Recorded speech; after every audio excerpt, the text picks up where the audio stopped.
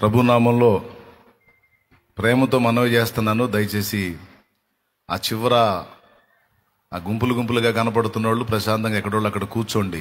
మీకు ఎక్కడ ప్లేస్ ఉంటే అక్కడ కూర్చోండి. ఇంకా సైడ్లో ఖాళీ లేకపోతే మధ్యలోనైనా కూర్చోండి. ఇంకా చేయగలిగింది ఏం లేదు. కొంచెం దారి ఇచ్చి మధ్యలో కూడా కూర్చోండి.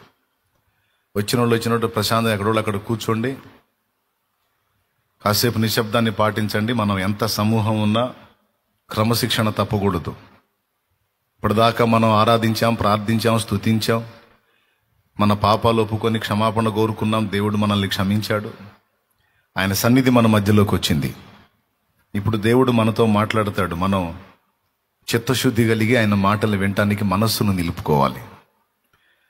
రాత్రి వేళ దేవుడు చాలా సంగతులు మనతో మాట్లాడాడు. దీన మనస్సు యొక్క దీవెనలను గురించి, దాని ప్రాముఖ్యతను గురించి అనేక పాఠాలు మనకు నేర్పాడు. దాంతోపాటు మరి ఇప్పుడు నువ్వు యేసు ప్రభుని గురించి ప్రకటిస్తున్నావు, నమ్మితే రక్షణ లేకపోతే నరకం అంటున్నావు.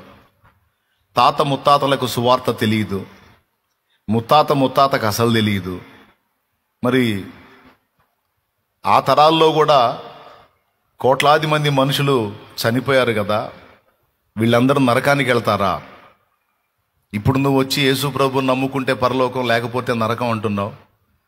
మరి ముత్తాతల కాలంలో అసలు సువార్తే లేదు, యేసు ప్రభుని గురించి సరిగా ఎవరికి తెలియదు.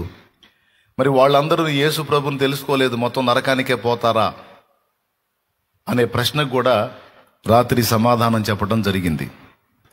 రాత్రి వినని వాళ్ళు ఉంటే యూట్యూబ్లో ఆ వాక్యం అప్లోడ్ చేయబడి ఉంటుంది కనుక తప్పనిసరిగా దాన్ని వినొచ్చు. అందులో కొన్ని ఉదాహరణలు కూడా చూపించి మరి నేను సాక్ష్యం ఇచ్చాను. అది రాత్రి దేవుడు మనతో మాట్లాడినటువంటి విషయం. అది దాంతోపాటు దీన మనసు యొక్క ప్రాముఖ్యత ఎంత గొప్పదో, దాన్ని ఎంతగా మనం కలిగి ఉండడానికి అపేక్షించాలో దేవుడు స్పష్టంగా రాత్రి మనతో మాట్లాడాడు. దీన మనస్సును మించిన ఆకర్షణ ఇంకొకటి లేదు. ప్రాముఖ్యంగా చెప్పాలంటే స్పెషల్గా మనలో ఉన్న దీన మనసు మనుషుల్ని ఆకర్షించదో తెలియదు, కానీ దేవుణ్ణి మాత్రం తప్పనిసరిగా ఆకర్షించింది మనలో ఉన్న దీన మనస్సు. విరిగి నలిగిన హృదయము గలవారిని, దీన మనస్సు గలవారిని దేవుడు ఇష్టపడతాడు. అహంకారులను, గర్వహృదయులను దేవుడు అసహించుకుంటాడు. అహంకారులను ఎదిరిస్తానని ఆయనే చెప్పాడు. వాళ్ళకి నేను రివర్స్, దీనులకే నా కృప దొరుకుతుంది అని మాట్లాడాడు. దీనులకి ఏమేం దొరుకుతాయి? సింహాసనం దీనులకే, కిరీటం దీనులకే, నిత్య జీవం దీనులకే, పరలోక రాజ్యం దీనులకే. దేవుడు నివాసం ఉండే దేవుని సన్నిధి కూడా దీనులకే.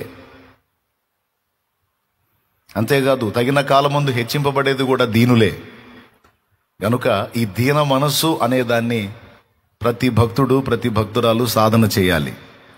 ముఖ్యంగా దేవుని ఎదుట దీన మనస్సు కలిగి ప్రవర్తించటం అనేది ఖచ్చితంగా మనం గ్రహించి ఉండాలి. మనుషుల ఎదుట మనం కొంచెం దీనంగా మాట్లాడటం, దీనంగా కనపడటం, దీనంగా ప్రవర్తించటం వేరు. దేవుని ముందుకు పోయి మనం దీనంగా వ్యవహరించటం వేరు. మనం దేవుని ఎదుట దీనులమై నడుచుకోవాలి. దీనుడు అంటే ఆదరణ లేనివాడు, సపోర్ట్ లేనివాడు, ఏమండి, దిక్కు లేని దీనులు, ఏమండి, ఏ దిక్కు లేనివాడు. సహజంగా దీనుడు, అరే పాపం దీనుడు రా, వాడికి ఎవరు లేరురా, అరే రే రే దీనురాలరా, పాపం ఎవరు లేరురా, అన్యాయం రా. చూడండి, దీనులు, అంగహీనులు, అవిటివారు, అరే రే రే కళ్ళు లేనివాడు రా, అరే రే దీనుడు రా, అరే రే కళ్ళు లేనిదిరా, అరే రే అన్యాయం చేయకూడదురా, దీనురాలరా. అవిటి వాళ్ళైతే అరే రే కాళ్ళు సరిగా లేవురా, అవిటిదిరా, అవిటి వాడరా, అరే రే దీనులరా. అలాగే తల్లిదండ్రి లేనటువంటి అనాథలు, అరే రే అనాథాలరా, దీనులరా, వాళ్ళకి ఎవరు లేరురా, అరే విధవరాలరా, అరే దీనురాలరా, పాపం ఆ పక్షాన మాట్లాడే వాళ్ళు ఎవరున్నారా, అన్యాయం రా. దీనత్వం అనే పాయింట్ మనం గుర్తు చేసుకుంటే అసలు వాళ్ళ స్థితి ఏమిటి? అంటే ఏ ఆదరణ లేని వాళ్ళు, ఏ దిక్కు లేని వాళ్ళు, ఏ విధమైన ఆశ్రయం లేని వాళ్ళు, ఏ విధమైన భరోసా లేని వాళ్ళు. సహజంగా మనం వాళ్ళని చూసినప్పుడు అయ్యో దీనులు అంటాం. అంటే ఇప్పుడు మనం అలా అయిపోవాలా అన్నయ్య దేవుని ముందు? మరి దీన మనసు కలిగి ఉండండి, దీనులుగా ఉండండి, దీనులుగా ఉండండి అంటే మనం అలా అయిపోవాలా? అంటే మన వాళ్ళందరినీ మనం కోల్పోవాలా? కాలో చేయ పోగొట్టుకోవాలా? కళ్ళు పోగొట్టుకోవాలా? భర్తను కోల్పోవాలా? తల్లిదండ్రుల్ని కోల్పోవాలా? అప్పుడేగా మరి మనం దీనులం అయ్యేది అని ఒకవేళ మీకు సందేహం వచ్చిద్దేమో. అట్లా కాదమ్మా. కాళ్ళు చేతులు నీకు బాగున్నా, కళ్ళు నీకు బాగానే ఉన్నా, దేవుని ముందు దీన మనసు కలిగి ప్రవర్తించుట అంటే ఏంటో ఒక ముక్క చెప్పి నేను తర్వాత అంశంలోకి వెళ్తాను, వినండి. నీకు కళ్ళు బాగా కనపడుతున్నాయి. ఈ ఎన్నేళ్ళు మీ బాహ్య నేత్రాలు బాగా కనపడుతున్నాయి. కానీ దేవుని ముందుకు వెళ్ళినప్పుడు, దేవా నా వెలిచూపులకు నా కళ్ళు ప్రపంచాన్ని బాగానే చూస్తున్నాయి, కానీ నా మనోనేత్రాలు గుడ్డితనంతో ఉన్నాయ్యా. నేను గుడ్డివాణ్ణి ప్రభువా, నా కళ్ళు తెరువయ్యా అని వెళ్ళేవాడు దీనుడు.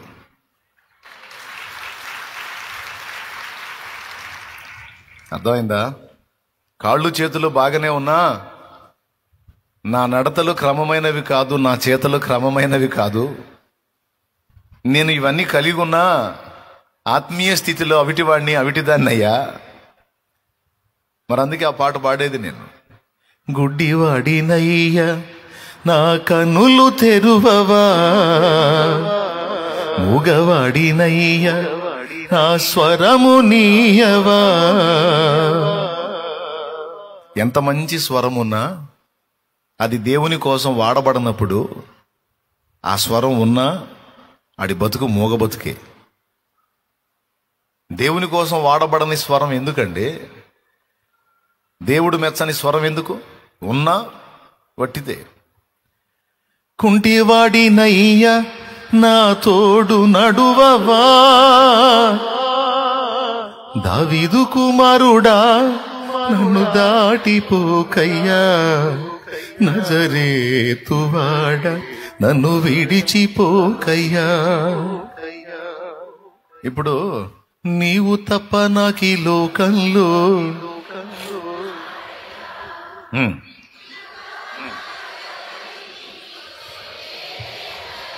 మళ్ళీ పాడండి.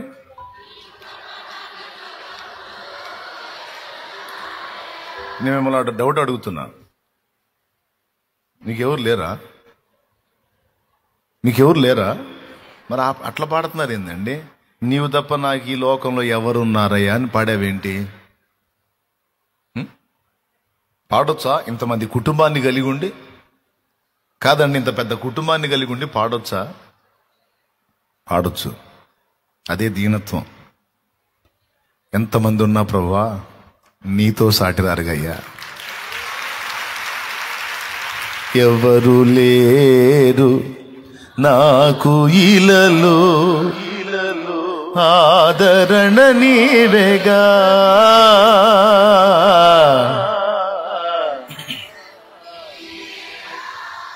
పాయింట్ అర్థం చేసుకోండి. ఎంతమంది అయినా ఉండొచ్చు, కానీ ఎంతమంది ఉన్న మనుషులే. మనుషులు మనల్ని భరించలేరు, మనుషులు మనల్ని మోయలేరు. కన్న తల్లి అయినా, కన్న తండ్రి అయినా, కట్టుకున్న భర్త అయినా, కట్టుకున్న భార్య అయినా, కడుపును పుట్టిన పిల్లలైనా, ఎంతమంది ఉన్నా మనల్ని అన్ని విధాలా మోసే దమ్ము ఎవరికి లేదు. హైదరాబాద్లో మా అక్కాయ కరెంట్ షార్ట్ కొట్టి చచ్చిపోతుంది. మా అమ్మ ఇక్కడ పూజలు చేస్తూ ఉంది నరసరావుపేటలో. నరసరావుపేటలో మా అమ్మ పొంగళ్ళు పెడుతుంది. పొంగళ్ళు సంక్రాంతి పండుగ, పెద్దల పండుగని బట్టలు తీసుకొచ్చి పెట్టి పొంగల్ పెడతారు కదా, పొంగల్ పెడుతుంది మా అమ్మ. ఇక్కడ ఏం పొంగల్ కార్యక్రమం ఉంది, అక్కడ చచ్చిపోతుంది. అయిపోయింది. అంతా రెడీ అయ్యి పూజా కార్యక్రమాలన్నీ ముగించుకొని ఇక అన్నం తినబోయే సమయానికి ఫోన్ వచ్చింది. ఇట్లా ఫలానా ఫలానా అంట అమ్మాయి కరెంట్ షార్ట్ కూడా చచ్చిపోయిందని చెప్పి ఫోన్ వచ్చింది. అంటే ఇప్పుడు మరి మా అమ్మ ఉందిగా, మా నాన్న ఉన్నాడుగా, మేమందరం ఉన్నాం కదా, ఆమెకి భర్త పిల్లలు కుటుంబం అంతా ఉంది కదా, ఏదేది. అందుకే పాట పాడుకున్నాను. మంచినీళ్ళ చెరువులో బాగా ఫుల్గా నీళ్లు ఉన్నాయి, నీళ్లు తాగుదామని ఉపవాసం ఉన్న ఆ రోజు ఫాస్టింగ్ ఉన్నాను. నాతో పాటు చాలామంది తమ్ముళ్ళు ఫాస్టింగ్ ఉన్నారు. అప్పుడు బాగా దప్పిక అవుతుంటే ఎండకి చెరువులో నీళ్లు తాగుదామని నేను మెట్ల మీద దిగా. 2 మెట్లు నీళ్లలో ఉన్నాయి. పాచి ఉంటుంది, జారిద్దని తెలియదు నాకు. దాని మీద అడిగేశాను, దన్మని వెళ్ళిపోయా. కరెక్ట్గా ఇక్కడ దాకా అట్లా వెళ్ళలికలు దిగిపోయాను చెరువులోకి. షర్టు పట్టుకొని ఆపినట్టు ఆగిపోయా. లేకపోతే ఆ రోజే అయిపోయేది కథ. ఎందుకంటే మనకి ఈత రాదు. ఏం చేద్దాం మరి? ఫుల్గా ఉన్నాయి నీళ్లు. ఆ చెరువులో చాలా మంది పడి చచ్చిపోయారు కూడా. ఏం చేద్దాం? ఏకాంత ప్రార్థనకి అక్కడ దొరికింది నాకు ప్రశాంతత. అందుకని ఆడికి పోయేవాడిని. అంటే నా చుట్టూ చాలా మంది ఉన్నారు. నేను నీళ్ళలో పడిపోవటం దావీదు చూసి దూరంగా పరిగెత్తుతున్నాడు. నరసరావుపేట పాస్టర్ గారు దావీదు పరిగెత్తుతున్నాడు. ఆయన వచ్చేటప్పటికి నేనేం ఉండేదేం లేదు, అంత దూరంలో ఉన్నాడు. అది అయిపోయిన తర్వాత ఈ పక్కకు వచ్చి కూర్చొని ఆలోచించుకున్నాను, నిజమే కదా, ఇంతమంది తమ్ముళ్ళు ఉన్నారు, తమ్ముళ్ళు ఎవరు రాలేదు. నా అన్న వాళ్ళు చాలా మంది ఉన్నారు, కానీ ఎవరు ఈ దశలో ఈ క్షణంలో నన్ను కాపాడలేరు. ఎలాగ నేను ఆగిపోయాను? నేను నీళ్ళల్లో మునిగిపోకుండా ఎలా నేను అట్లా ఆగాను? ఆయనే నన్ను పట్టుకున్నాడు. అమ్మైన మరచేను కొన్ని వేళలా, మరువక నువ్వు కాచేవు అన్ని వేళలా. అమ్మైన మరచేను కొన్ని వేళలా, మరువక నువ్వు కాచేవు అన్ని వేళలా. నా మంచి స్నేహితుడా, మరువలేను నీ ప్రేమ. నా మంచి స్నేహితుడా, మరువలేను నీ ప్రేమ. నీ ప్రేమ మరచుట కంటే మరణమే మేలు సుమా. నిన్ను వీడి బ్రతుకుట కంటే మరణమే మేలు సుమా.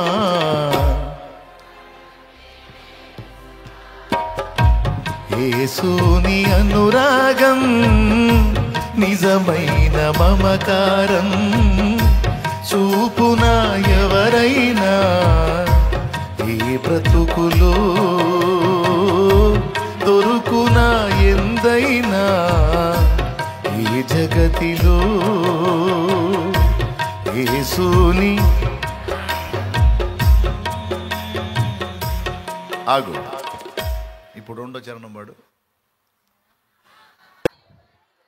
నా వారు ఎవరున్నా నీ తోడు సరిరారు. చేసి ఉన్న బాసలను నీ ప్రాణానికి నా ప్రాణం అడ్డు అంటారు. ప్రాణాపాయం కలిగినప్పుడు అడ్రస్ కూడా దొరకరు. దీన్ని బట్టి ఆలోచించండి. సర్వకాల సర్వావస్థల యందు మనల్ని కంటికి రెప్పలా కాచుకునేవాడెవరు? మనల్ని అర్థం చేసుకునేది ఎవరు? గుండె చెదరిన వేళ మనల్ని ఖచ్చితంగా ఆదరించేదెవరు? భయము మనల్ని కమ్మిన వేళ మనల్ని ధైర్యపరిచేవాడెవరు? శత్రువు నిన్ను తరిమిన వేళ నీ పక్షాన నిలిచేవాడెవరు? కృంగుబాటు, నిరాశ, నిస్పృహ నిన్ను ఆవరించినప్పుడు నిన్ను లేవనెత్తేవాడెవరు? ఎంతమందికి ఉంది అనుభవం? కన్ఫామ్గా అదే. కాబట్టి నా వారు ఎంతమంది ఉన్నా నీ తోడు సరిరారు. చాలామంది ప్రమాణాలు చేస్తారు, పెళ్లినాటి ప్రమాణాలు, తర్వాత జీవితంలో భార్యాభర్తలుగా ఉన్నప్పుడు ప్రమాణాలు. నీకోసం నేను ఉంటా, నీకోసం నేను అంత చేస్తాను, నీకోసం నేను ఇంత చేస్తాను, నువ్వంటే నాకు అంత ఇష్టం, నువ్వంటే నాకు అంత ప్రేమ, నువ్వంటే నాకు అది, నువ్వంటే నాకు ఇది, నువ్వంటే లవ్వు చెవులో పువ్వు అని చెప్పి చెబుతూ ఉంటారు. ఇవన్నీ ఏదో కథ నడవటానికి నాటకాలు తప్ప ఒరిజినల్గా మాట్లాడితే సరైన సన్నివేశాల్లో ఒక్కొక్కళ్ళ రంగు బయటపడిద్ది. సరైన సన్నివేశాలు రావాలి, అప్పుడు బయటపడిద్ది ఒక్కొక్కళ్ళ రంగు. ఏం చేద్దాం మరి? ఈ లోక నటన కదా, నడవాలి కదా, ఒకళ్ళనొకళ్ళు మాయ చేసుకొని బతకటం ఒరిజినల్గా మాట్లాడితే. దేవునికి స్తోత్రం. ఏమండి,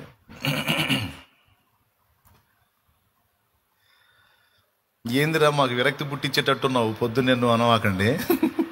నేను నిజంగా మాట్లాడుతున్నాను, వాస్తవం మాట్లాడుతున్నాను.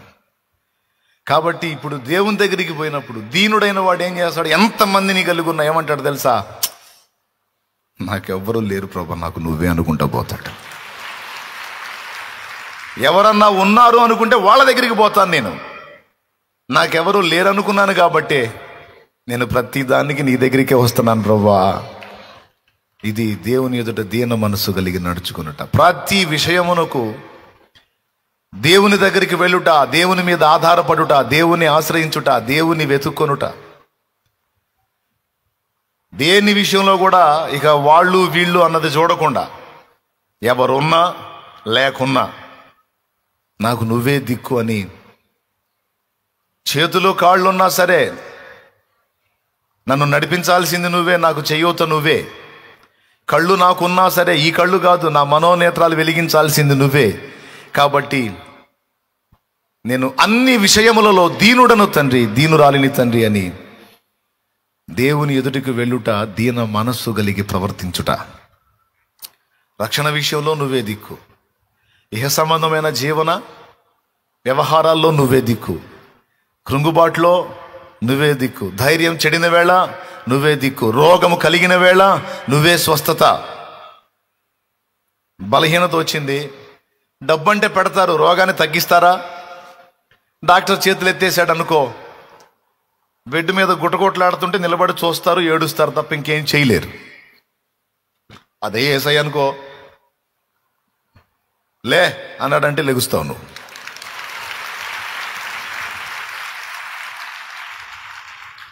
ఏంది బలహీనత? భయపడుతున్నావా? భయపడవాకు, నేను నిన్ను స్వస్థపరుస్తున్నా అన్నాడంటే బాగుపడతావు నువ్వు. మారిపోయింది నీ రిపోర్ట్, మారిపోయింది నీ జీవన విధానం, నీ లైఫ్ ముఖచిత్రం, జీవిత ముఖచిత్రం మారిపోయింది. అందుకే నేను నేర్చుకున్నది మీకు నేర్పుతున్నా, నేను నేర్చుకున్నది మీకు నేర్పుతున్నా. దేవుని ఎదుట దీన మనస్సు కలిగి ప్రతి విషయమందును ఆయనను ఆశ్రయించుట అనేది నీవు చేయగలిగితే దేవుని ఎదుట దీన మనస్సు కలిగి ప్రవర్తించిన వాడివి, ప్రవర్తించిన దానివి అవుతావు. అర్థమైందా? ఓ నాకు బోళ్ళు అంతమంది ఉన్నారులే, వీళ్ళు ఉన్నారు, వాళ్ళు ఉన్నారు, మా ఆవిడ ఉంది, మా ఆయన ఉన్నాడు, అబ్బాయి వాళ్ళు ఉన్నారు, అమ్మాయి వాళ్ళు ఉన్నారని ఎవరిని ఆధారం చేసుకున్నా నువ్వు దీన మనసు కలిగి లేనట్టు. నాకు మా యజమాని ఉన్నాడు, నాకు అసలు నేనంటే ఎంత ఇష్టమో, నా కోసం ఏమైనా చేస్తాడు, ఇవన్నీ పక్కన పెట్టు. మంచోడు బుద్ధి మాంసం దగ్గరని కొన్ని సన్నివేశాల్లో కానీ ఒక్కొక్కళ్ళ సంగతులు బయటపడవు. ఒకవేళ ఏ మనిషికైనా అంత మమత నీ మీద కలిగింది, ఏ మనిషి అయినా అంత మమత నీకు చూపించాడంటే అది కూడా ఆయన కృపతోనే. ఆ మనిషికి నీ మీద ఆ మమత పుట్టించి, నీ మీద ఆ దయ పుట్టించి, నీకంత సాయం అవతలి వాళ్ళు చేసే పరిస్థితి ఉందంటే అలా చేపిచ్చిన వాడు మరుగునున్నాడు. నువ్వేం చేస్తావు? చేసిన వాళ్ళని చూస్తావు, కానీ చేపిచ్చినోడిని చూడవు. చేపిచ్చినోడిని చూడాల, కథ ఆయనది. సహాయకుడు ఆయన, నీ మీద మమత పుట్టించేది ఆయన, దయ పుట్టించేది ఆయన, కనికరం పుట్టించేది ఆయన, నిన్ను బాగు చేసేది ఆయన, బ్రతికించేది ఆయన. నాకు భలే సమస్య వచ్చిందన్న మా అన్నయ్య సడన్గా వచ్చి భలే ఆలోచన చెప్పాడు నాకు, అసలు భలే ఐడియా చెప్పాడు. మా అన్నయ్య నీ బొంద, మీ అన్నయ్యకి అంత తెలివి లేదు, మీ అన్నయ్యకి ఐడియా ఇచ్చి పంపించింది పెద్ద అన్నయ్య.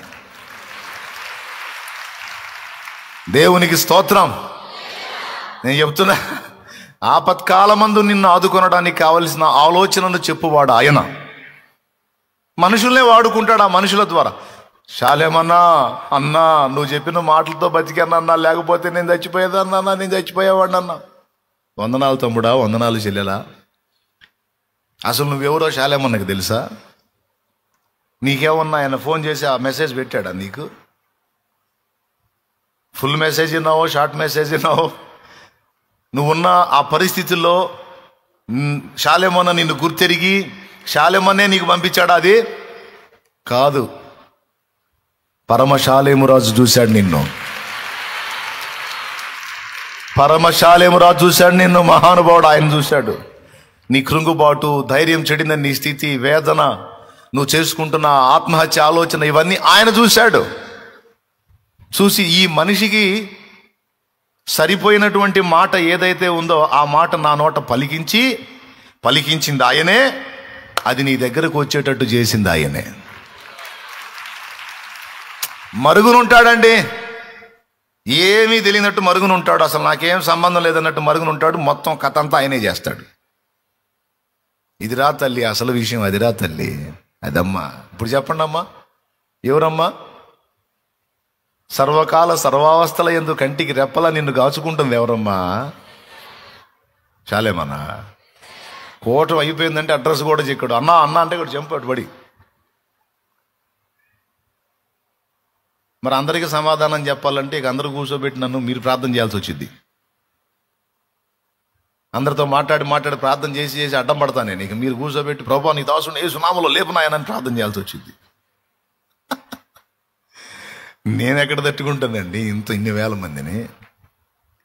ఇంతమందిని కాదు, ఇంకా ఇంతమందిని కాదు, ఇంకెంతమందినైనా మోయగలిగిన వాడు ఆయన.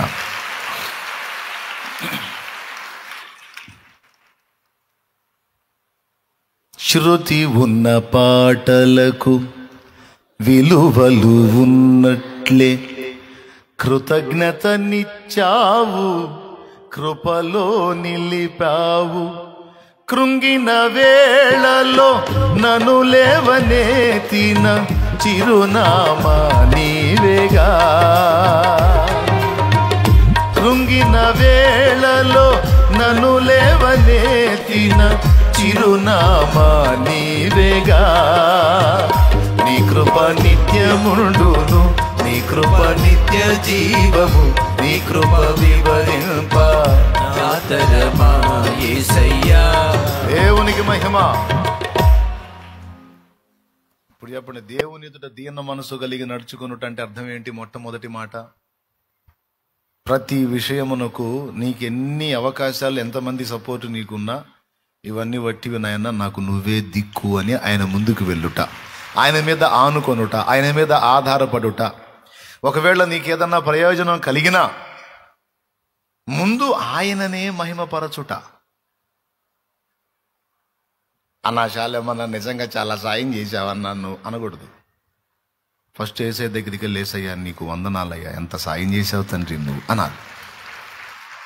ఏ ప్రయోజనం నువ్వు పొందినా, ఏ మేలు పొందినా మొదట ఆ మనిషిని వాడుకొని నీకు సాయం చేసింది నా తండ్రి కనుక, నా ప్రభువు కనుక మొదటి స్తుతి, మొదటి మహిమ, ఘనత, ప్రభావం నా ప్రభువుకే చెందాలి. అది దీన మనసు కలిగి ఆయన ఎదుట ప్రవర్తించుట.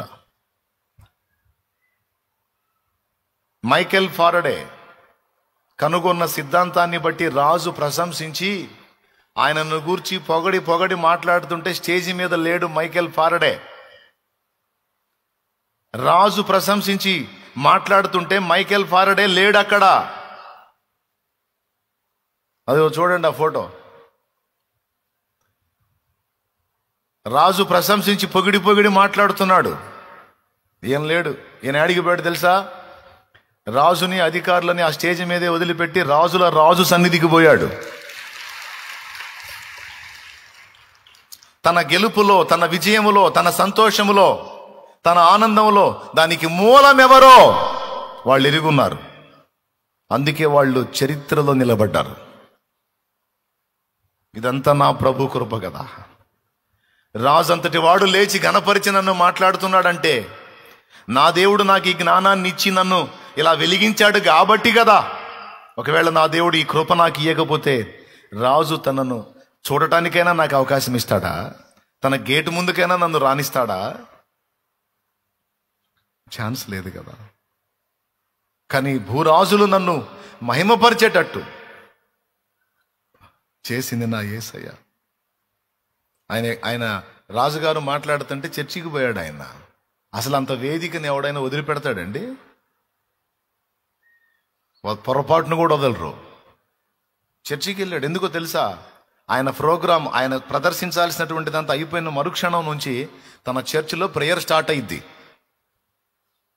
అందుకని రాజున్నాడా, అధికారులు ఉన్నారా, మంత్రులు ఉన్నారా, ఇవన్నీ పట్టించుకోవాలా. అందరిని అక్కడే పడేసి ప్రభు దగ్గరికి వెళ్ళి కూర్చున్నాడు మందిరంలో. ఎంతమంది చేస్తారు అట్లా? ఎంతమంది చేస్తారండి? చర్చి ఎక్కడికి పోయింది, పాస్టర్ ఎక్కడికి పోతాడు, యేసుప్రభు ఎక్కడికి పోతాడు, రాజు దగ్గర ఛాన్స్ వచ్చిద్దా? మీరైతే వదులుతారు, మనమైతే వదులుతాం. Next week పోతాలే. పొరపాటున భార్య అడిగింది అనుకో, ఏమయ్యా చర్చి కదా ఈరోజు ఆదివారం, నువ్వు ఆడ కూర్చుంటే ఎట్ట, మరి చర్చికి పోవద్దు అందనుకో. చర్చి వారం వారం వెళ్తున్నాగా, వారం వారం ఉంటుంది, ఆడికి పోదు. అక్కడ ఎవరు? మంత్రి గారు, రాజుగారు. ఏందనుకున్నా? అసలు ఆ స్టేజి మీద నీ భర్త కూర్చోవటమే ఒక ధన్యత.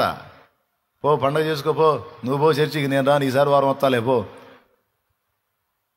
అనే టైప్ మైండ్లు మనవి, అనే టైప్ మైండ్లు అండి మనయే. అదే కాదు, దేవుని ఎదుట దీన మనసు కలిగి నడుచుకొనుట. అంతగా ఇతరులు ఘనపరిచే స్థితి నాకు వచ్చింది అంటే ఇది నా దేవుని దయా దానమని ఎరిగే ఆయనను మహిమపరచుట. వెళ్ళిపోయాడు. రాజుల ముందు అతడు దీనుడుగా లేడు, రాజుల ముందు సవాల్కరంగానే ఉన్నాడు.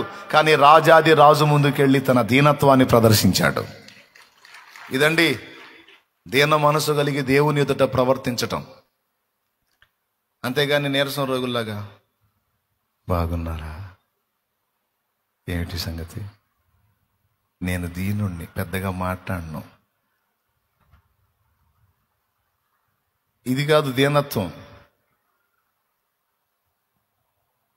ఎన్ని ఉన్నా, ఎందరు ఉన్నా, ఎలాంటి ఆధిక్యత ఉన్నా అవన్నీ దేవుని ముందు సున్నా అని ఎరిగి ఆయన సన్నిధికి పరిగెత్తుటయే దీనత్వం. ఆయన పాదాలను ఆశ్రయించుటయే దీనత్వం. ఆయనకు మొర్రపెట్టుటయే దీనత్వం. ఆఖరికి నీ అంతటా నువ్వు డీల్ చేసుకునే శక్తి నీకున్నా, నా ప్రభువా నా వల్ల కాదయ్యా, నీ సహాయం లేకపోతే నువ్వు నా పక్షాన ఉండయ్యా, నా తోడు రాయ్యా అని అడిగేది దీనత్వం. దీనికి నువ్వు అవసరం లే ప్రభా, నాకు బలం ఉందిలే ప్రభా, నేను డీల్ చేస్తా అనొద్దు. ప్రతిదానికి ఆయన ముందు దీన మనస్సు కలిగి నడుచుకో. అయిపోయింది.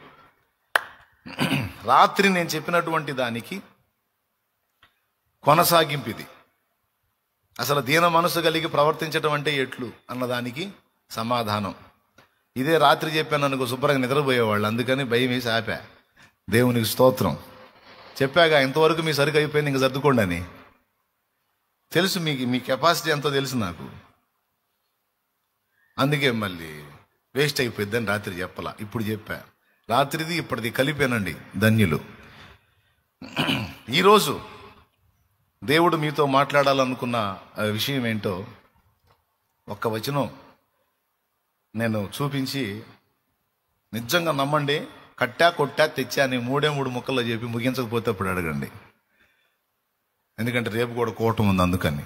మళ్ళీ ఈరోజే మిమ్మల్ని ఎక్కువ కష్టపెట్టాను అనుకో, మరి షాకిరి అలిసిపోయి మీరు మొన్న పోయా నిన్న పోయా ఇంకా రేపు బాన్లే అంటారు. మీరు మామూలు కాదు. అందుకని రేపు అసలుకే మనకి పండగ.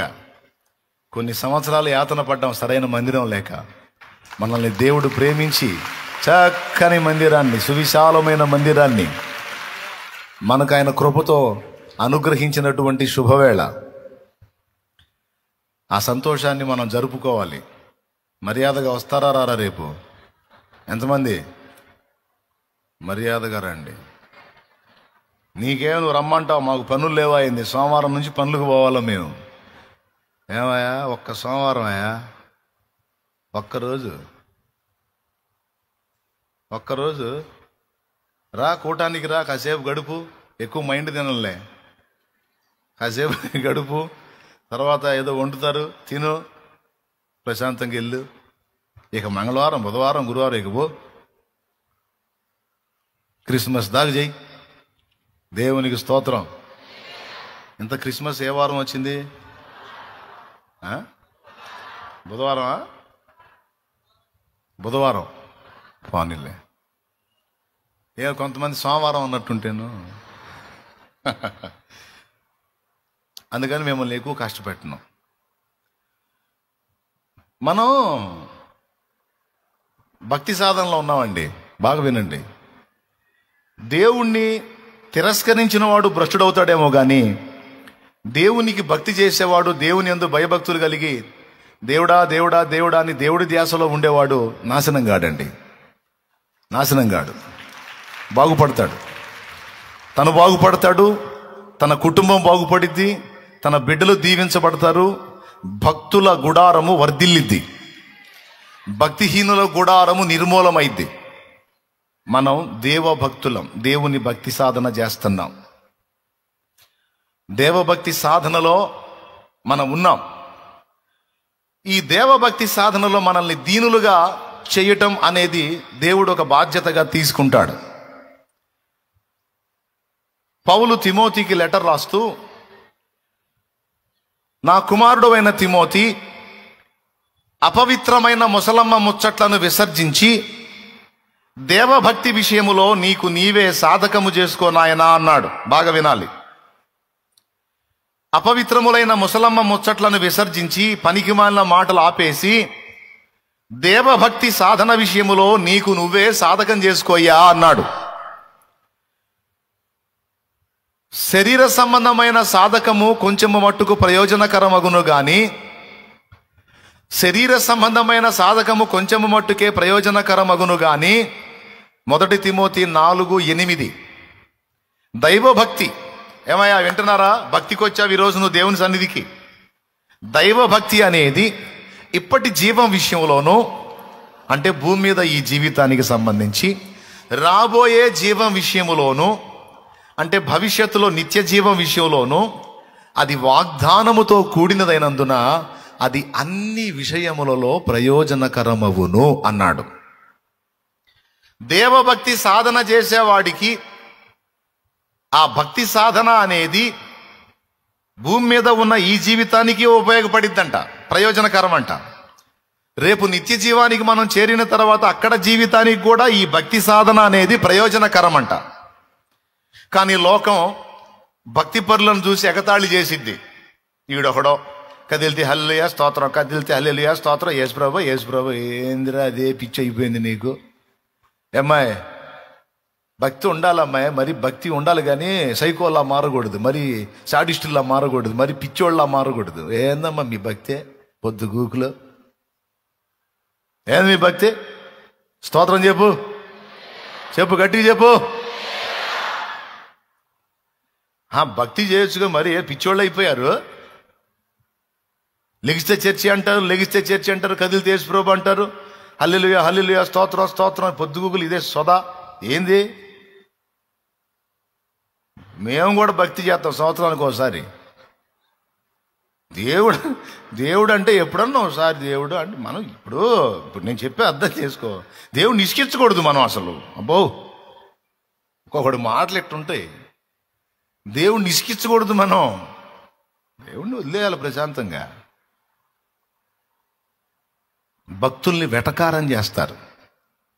ఈరోజు ఇంతమందిగా మీరు ఇక్కడ కూర్చున్నారంటే మీ గుండెల్లో కాస్తో కూస్తో దైవ భక్తి, దైవ భయం, దైవ ప్రేమ అనేవి ఉన్నాయి కాబట్టి మిగిలిన వాళ్ళందరూ ఆదివారాన్ని ఎంజాయ్ చేస్తుంటే మందు బాబులు మందు దగ్గర, సినిమా బాబులు హాళ్ళ దగ్గర, పోసుకోళ్ళ కబుర్ల దగ్గర,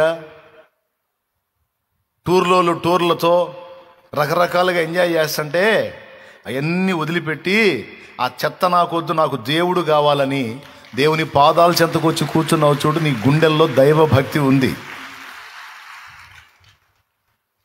కాస్త కూస్తో ఆ దైవ భక్తి, ఆ దైవ భీతి, దైవ ప్రేమ అనేవి నీ గుండెల్లో ఉన్నాయి కాబట్టి వచ్చి ఇక్కడ కూర్చున్నావు. అందుకే చెప్తున్నా, సంతోషపడి దేవుని ఆత్మ ద్వారా నీకు చెప్తున్నాను, మంచి అనుభవంలోకి వస్తున్నావయ్యా, మంచి అనుభవంలోకి వచ్చావు తల్లి, ఇక దాన్ని పోనీయొద్దు.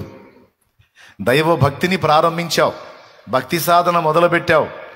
ఇది నీకు, నీ కుటుంబానికి, ఇప్పటి జీవం విషయంలో, రాబోయే జీవం విషయంలో దేవుని వాగ్దానంతో కూడింది గనుక భక్తి సాధన అనేది చాలా గొప్పది. ఈ భక్తి సాధన నువ్వు ఎల్లప్పుడూ కొనసాగించాలి. దీనికి వినండి బాగా, ఈ భక్తి సాధనకి కొన్నిసార్లు ప్రోత్సాహకాలు ఉంటాయి, కొన్నిసార్లు ఎవరూ ప్రోత్సహించరు. కొన్నిసార్లు ఈ భక్తికి మనల్ని ప్రేరేపించి ప్రోత్సహించే వాళ్ళు దొరుకుతారు, కొన్నిసార్లు ఎవ్వరూ ఉండరు. ఇంకా చెప్పాలంటే మనల్ని వెనక్కి లాగే వాళ్ళు ఉంటారు, భక్తిలో నుంచి మనల్ని కిందికి పడద్రోసే వాళ్ళు తయారవుతారు. కొన్నిసార్లు ఏమో మనల్ని ఎంకరేజ్ చేసేవాళ్ళు ఉంటే, కొన్నిసార్లు మనల్ని డిస్కరేజ్ చేసేవాళ్ళు ఉంటారు. అయితే ఇక్కడ ఏమంటున్నాడంటే, ప్రోత్సాహకులు ఉన్నా లేకపోయినా, అమ్మాయి వినమ్మా, ఇప్పుడు నేనున్నా ఇక్కడ, ఆమెనంట, ఇక నీ దారి నీది, నా దారి నాది. నేనేం సర్వాంతర్యామిని కాదు, పొద్దస్తమానం నీ పక్క నుండి నిరంతరం నిన్ను కాయటానికి. నువ్వు పొద్దున్న నిద్ర లేవగానే ప్రార్థన చేసుకున్నావా? మాయ ప్రార్థన చేసావా? చెయ్యి. పనికి మాలిందని ప్రార్థన చేయకుండా తిరుగుతున్నా, చెయ్యి ఒకళ్ళే ముందు అని నేను ఉంటే నీ పక్కన అందును, కానీ ఉంటాన్ని కుదరదే. నువ్వు పొద్దున్నే లేచావనుకో తమ్ముడా, బాయ్ ఏకాంతానికి వెళ్ళావా? ఏది వెళ్ళకుండా నేను బజార్లో తిరుగుతున్నాను పా, ప్రార్థన చేసుకుంది కనుప అని నేను అనటానికి నీ పక్కన ఉండే ఛాన్స్ ఉంటే అందును, కానీ అలా ఉండే అవకాశం ఉందా? లేదు.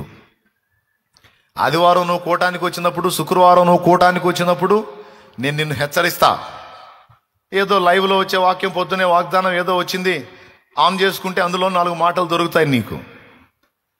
నువ్వు నేను ఫేస్ టు ఫేస్ ఉండేది ఈ కూటంలో ఇక్కడ కూర్చున్నప్పుడే. ఇక తర్వాత నేను చిక్కను నీకు. మరి ఎట్లా నీ భక్తి సాధన ఎట్లా? కొంతమంది భక్తి ఎలా ఉంటుందంటే, పక్కన కొంతమంది ఉండి ప్రోత్సహిస్తే భగభగ భగభగ మండుతారు, ప్రోత్సహించేవాళ్ళు లేడనుకో సప్ప జల్లారిపోయి బొగ్గులా తయారవుతారు. కానీ అలాంటి చంచల మనస్కులై ఉండొద్దు. ఎవరున్నా లేకపోయినా, ఎవరు ప్రోత్సహించినా ప్రోత్సహించకపోయినా, మీరుగా దేవునితో కనెక్ట్ అయి ఉండాలి, మీరుగా దేవునితో అనుసంధానమై ఉండాలి, దేవునితో అంటూ కట్టబడిన అనుభవం కలిగి ఉండాలి. ఇది దేవుని కోరికే, శాలేమన్న కోరిక కూడా. దేవునికి మహిమ. ఎవరి కోరిక? దేవుని కోరిక, శాలేమన్న కోరిక కూడా. ఈ అనుభవం మనం నేర్చుకోవటానికి దేవుడు కొన్నిసార్లు దీనమైన పరిస్థితులు మనకు అనుమతిస్తాడట. అందులో భాగంగా బైబిల్లో కొన్ని సన్నివేశాలు మనకు కనపడతాయి. షడ్రకు, మేషాకు, అబేద్నెగో అనే వాళ్ళ గురించి మీకు తెలుసు. వాళ్ళు ఎవరు అంటే, నెబుకద్నెజరు విగ్రహాన్ని చేసి ఆ విగ్రహానికి మొక్కమని రాజ్యం మొత్తానికి చాటింపు వేస్తే రాజ్యం మొత్తం మొక్కారు, కానీ ఈ ముగ్గురు మాత్రం మొక్కనందుకు వాళ్ళని అగ్నిగుండంలో వేయిస్తాడు. అగ్నిగుండంలో వేస్తే 4వ వాడుగా దేవుడు తన దూత ద్వారా, దేవుడే అనుకోండి యెహోవా దూత, 4వ వాడుగా అగ్నిగుండంలో ప్రత్యక్షమై ఆ ముగ్గురిని ప్రాణాలతో మళ్ళా బయటికి రప్పిస్తాడు. వాళ్ళని అగ్ని ఏమీ చేయకుండా కాపాడతాడు. కనీసం వాళ్ళ తల వెంట్రుకలకు కానీ, వారి ఒంటి మీద వస్త్రాలకు కానీ నిప్పు వాసనైనా ఉండదు, ఒక వెంట్రుక కూడా కాలదు. వాళ్ళని అగ్నిగుండంలో విసిరినటువంటి మనుషులు చచ్చిపోతారు అక్కడికక్కడే ఆ అగ్ని సెగదెబ్బకి, కానీ అందులో విసరబడ్డ వాళ్ళు మాత్రం సజీవంగా ఉంటారు. వీళ్ళని షద్రకు, మేషాకు, అబేద్నెగో అంటారు. ఈ ముగ్గురికి ప్రోత్సాహకుడు ఎవరో తెలుసా? బాగా వినండి, భక్తులైన వాళ్ళందరూ జాగ్రత్తగా వినండి, మీరెంతో ఆశతో వచ్చారు. వీళ్ళకి ప్రోత్సాహకుడు ఎవరో తెలుసా? దానియేలు.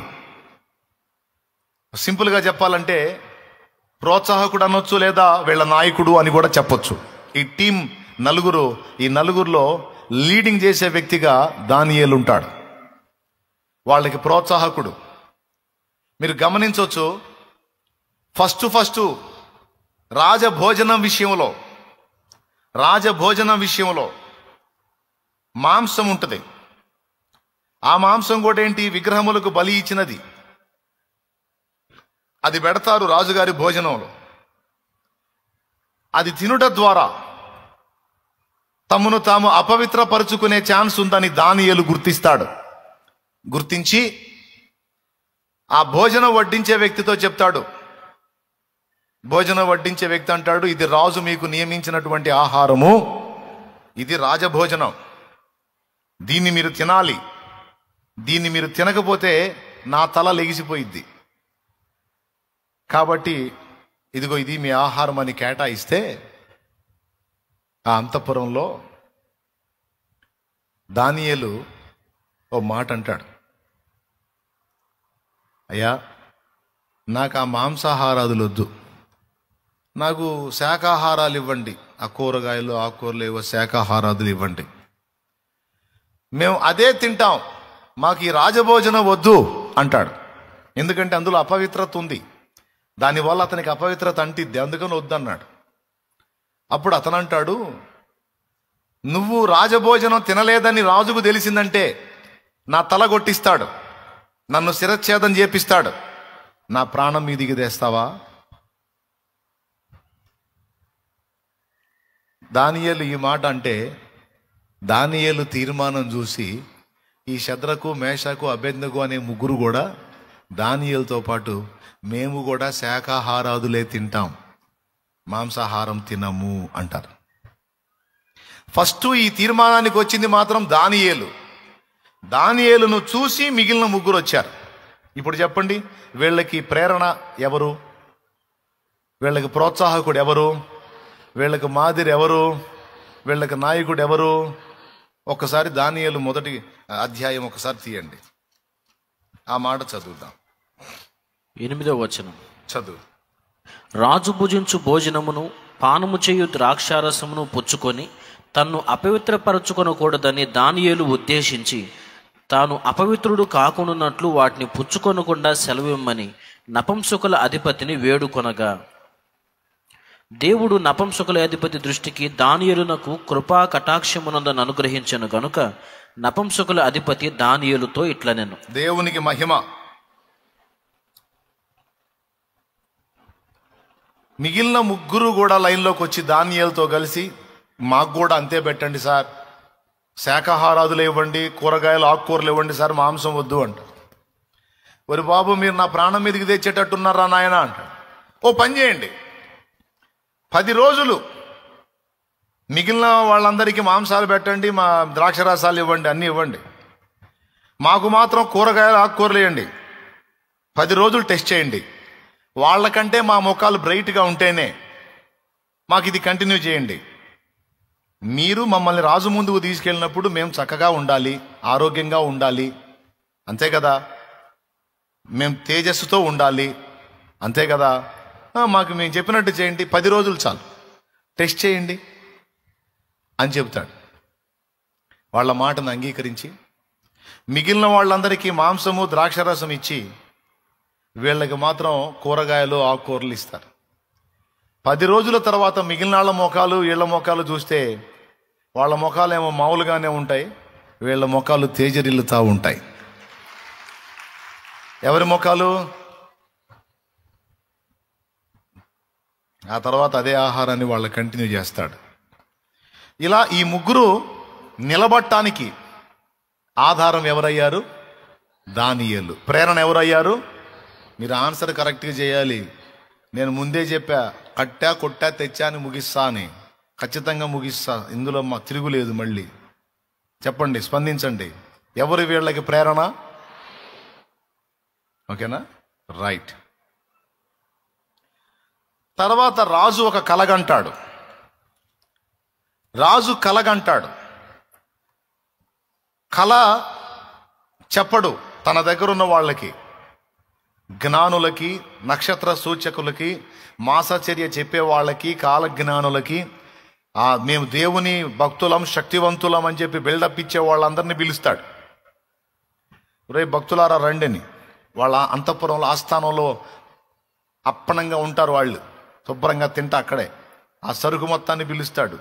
పిలిచి అంటాడు, రాత్రి నాకు ఒక కళ వచ్చిందిరా, ఓకే మహారాజా, ఆ కళ భావం చెప్పాలంటాడు. తప్పకుండా మహారాజా, కళ చెప్పండి, భావం చెబుతామంటారు వీళ్ళు. అతను ఏమంటాడు తెలుసా? మీరు భక్తులు కదురా, మీరు దేవుడితో టచ్లో ఉంటారుగా, మీరు దేవుడితో టచ్లో ఉండి అర్థాలు చెప్తారు కదా. మీరు అర్థాలు చెప్పేవాళ్ళు నేనేం కలగన్నానో చెప్పలేరా ఏంది? మర్యాదగా కళ మీరే చెప్పాలి, అర్థం కూడా మీరే చెప్పాలంటాడు రాజు.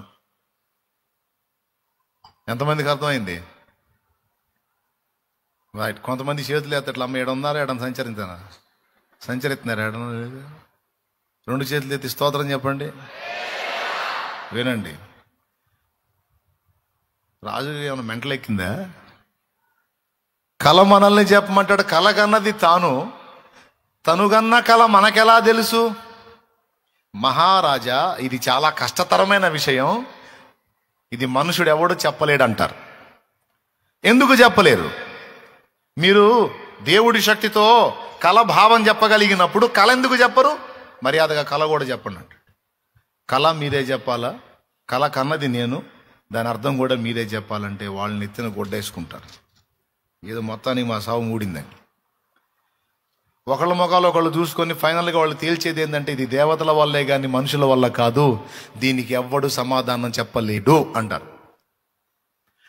ఈ పరీక్షతో వాళ్ళు నిజంగా దేవుడితో అనుబంధం కలిగి ఉన్నారో లేదో రాజు ఫైనల్ చేసుకుంటాడు. ఇదంతా ఎంత బుస్ పార్టీలు ఇవన్నీ, మాయ సరుకు, ఇది ఒరిజినల్ సరుకు కాదు, ఈ మాయ సరుకు మొత్తాన్ని తలలు లేపేసేయండి అంటాడు. ఒక డేటు డిసైడ్ చేసి ఆ డేటు కల్లా ఇలా తలకాయ లేపేయండిరా, ఇదంతా మాయ సరుకు అంటాడు. గుండెలు కొట్టుకుంటే మరి ప్రాణం తీస్తున్నాడు కదా. ఈ ఆజ్ఞ దానియేలు, శద్రకు, మేషకు, అబేద్నెగో అనే టీము కూడా వర్తించిద్ది.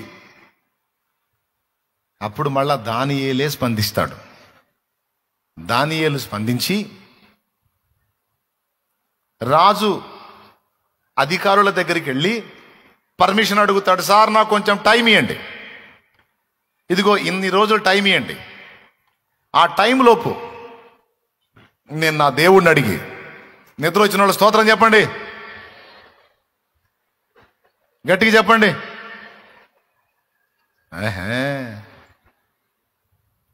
మెలుకుతున్న వాళ్ళు చెప్పండి, జాగ్రత్త.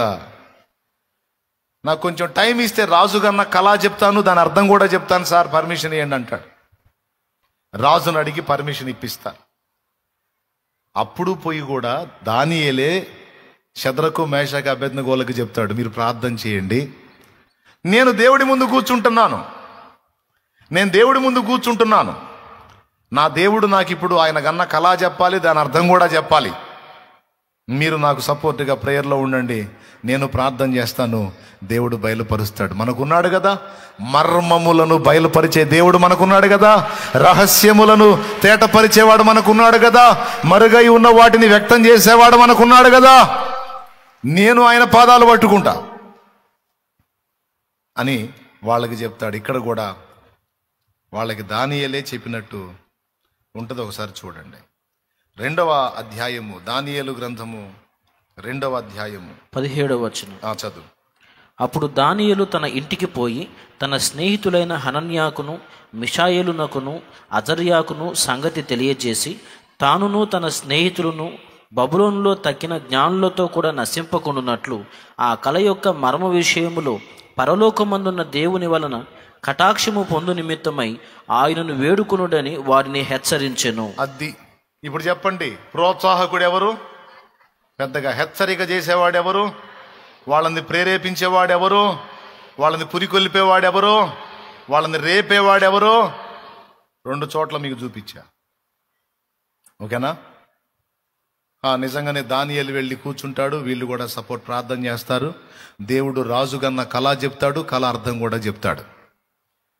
తర్వాత నిర్ణయ కాలమందు రాజు సముఖంలోకి పోతాడు దానియేలు. ఏమయ్యా చెప్తావా కళ? కళ చెప్పాలి, దాని అర్థం కూడా చెప్పాలి, లేకపోతే మొత్తం అవుట్. మహారాజా, నేను వెళ్ళిపోయిన తరువాత నా రాజ్యం యొక్క పరిస్థితులు ఎలాగుంటాయన్న ఆలోచనతో మీరు పడకెక్కారు. చూడండి, పడక మీద పరుండేటప్పుడు రాజు ఏం ఆలోచించుకుంటున్నాడో మొదలుపెట్టాడు. నేను గతించిన తరువాత నా రాజ్యగతి ఏమగును, నా తర్వాత ఏమవుతుంది, నా ఫ్యూచర్ ఏంటి అనే ఆలోచనతో మీరు పడక మీద పరుండి ఆలోచన చేశారు. రహస్యములను బయలుపరిచే దేవుడు, మర్మములను తెలియజేసే దేవుడు తమరు గన్న కల దాని యొక్క భావము నాకు తెలియజేశాడు. భూత భవిష్యత్ వర్తమాన కాలముల యందు సర్వకాల సర్వావస్థల యందు ఉండు నా దేవుడు జరగబోవునది నీకు బయలుపరిచాడు. మీకు ఒక పెద్ద విగ్రహం కనపడింది, బొమ్మ. అది బంగారముతోనూ వెండితోనూ ఇత్తడితోనూ ఇనుముతోనూ మట్టితోనూ 5 రకములైనటువంటి వాటితో నిర్మించబడిన బొమ్మ మీకు స్వప్నంలో కనపడింది. అదిగో బంగారు ముఖం, బంగారంతో చేయబడిన ముఖం అంటే మీరు. మీ తర్వాత వచ్చేవాడు వెండి, తర్వాత వచ్చేవాడు ఇత్తడి, తర్వాత వచ్చేవాడు ఇనుము, ఆ తర్వాత మట్టి. మీకు ఆ విగ్రహం కనపడతా ఉంది. మీరు చూస్తూ ఉండగా చేతి సహాయము లేక తీయబడిన రాయి ఒకటి కొండలో నుండి వచ్చింది. అది వచ్చి ఆ విగ్రహాన్ని తుత్తునియలు చేసింది. మీరు వెళ్ళిపోయిన తరువాత, మీరున్నప్పుడు రాజ్యస్థితి ఇలా ఉంటుంది, మీరు వెళ్ళిపోయిన తర్వాత ఇలాంటి పరిస్థితులు వస్తాయి, ఇలాంటి పరిస్థితులు వస్తాయి. తరువాత క్లైమాక్స్లో అదిగో ఆయనే వస్తాడు. చేతి సహాయము లేక తీయబడిన రాయి ఎవరంటే నజరేయుడగు యేసే రారాజుగా వస్తాడు. భూలోక రాజ్యాలన్నిటినీ కూల్చి తానే రాజు అవుతాడు అనే విషయాన్ని మార్మికంగా ఓపెన్ చేస్తాడు దానియేలు ఒక్కొక్కటి మాట్లాడుతుంటే రాజుగారికి రోమాలు లెగిసి నిలబడతాయి. ఎందుకో తెలుసా? కళ ఏం కన్నాడో, కళ భావం ఏంటో కాదు, అసలు ముందు పడక మీదకి వెళ్ళేటప్పుడు ఏమనుకున్నాడో కూడా చెప్పాడు. పడక మీద పండుకొని ఏం ఆలోచించాడో కూడా చెప్పాడు. ఈ మాటలు పూర్తయ్యేసరికి పోయి సాష్టాంగ పడతాడు. ఎవరి ముందో తెలుసా? దానియేలు ముందు ఒక్క బోర్ల పడతాడు. పడి ఆయనను గణపరిచి ఆయనను పూజించడానికి ట్రై చేస్తాడు. దానియేలు ఏమంటాడో తెలుసా? నాకు కాదు పూజలు, సన్మానాలు, సత్కారాలు, మర్మములను బయలుపరిచే నా దేవునికి, రహస్యములను తేటపరిచే నా తండ్రికి, నా దేవునికి, నా ప్రభువుకి, సైన్యములకు అధిపతి యెహోవా అని ఆయనకు పేరు. సైన్యములకు అధిపతి, బా, రహస్యాలను విప్పువాడ, మర్మాలను తెలియజేవాడ, నీకు స్తోత్రం. హల్లెలూయా. ఈ 2 ఘట్టాలలో దానియేలు వాళ్ళతో కూడా ఉన్నాడు, టీంతో వాళ్ళకి ప్రోత్సాహంగా ఉన్నాడు. ఆశ్చర్యం ఏంటంటే 3వ ఘట్టంలో రాజు విగ్రహాన్ని చేయించి రాజ్య పౌరులందరూ దానికి మొక్కాలి అని ఆజ్ఞ జారీ చేసినప్పుడు దానియేలు ప్రస్తావన ఉండదు అక్కడ. ఎంతమంది లైన్లో ఉన్నారు? అబద్ధాలు ఆడకుండా నిజం చెప్పండి. ఉన్నారా లైన్లో? ఈ ఎన్నేళ్ళు? ఎన్ని?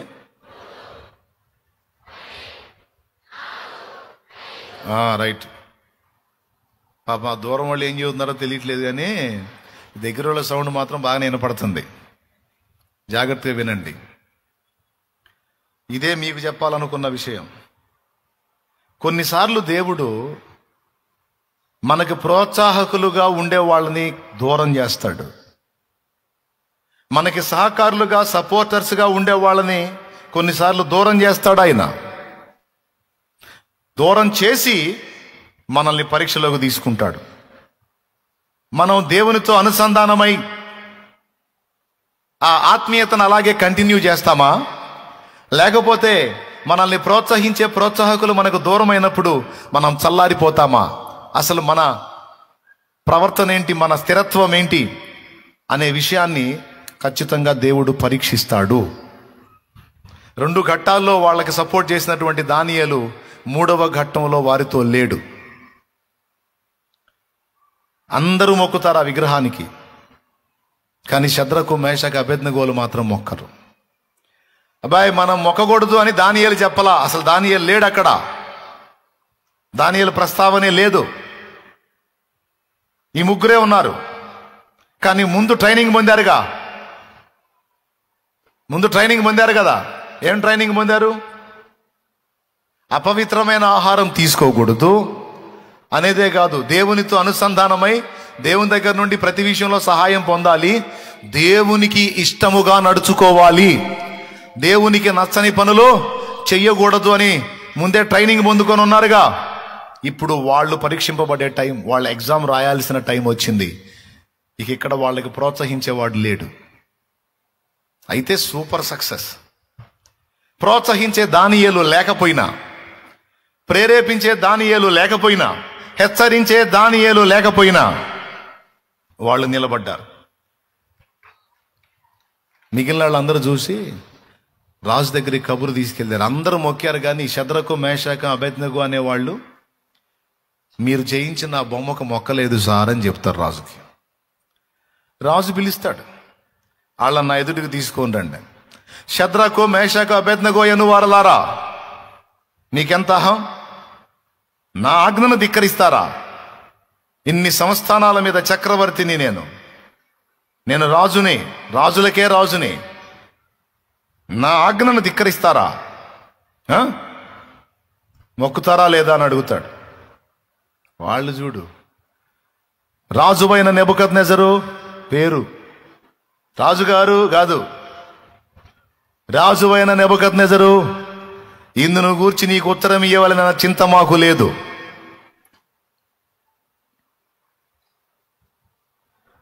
అగ్నిగుండంలో పడాలనుందా?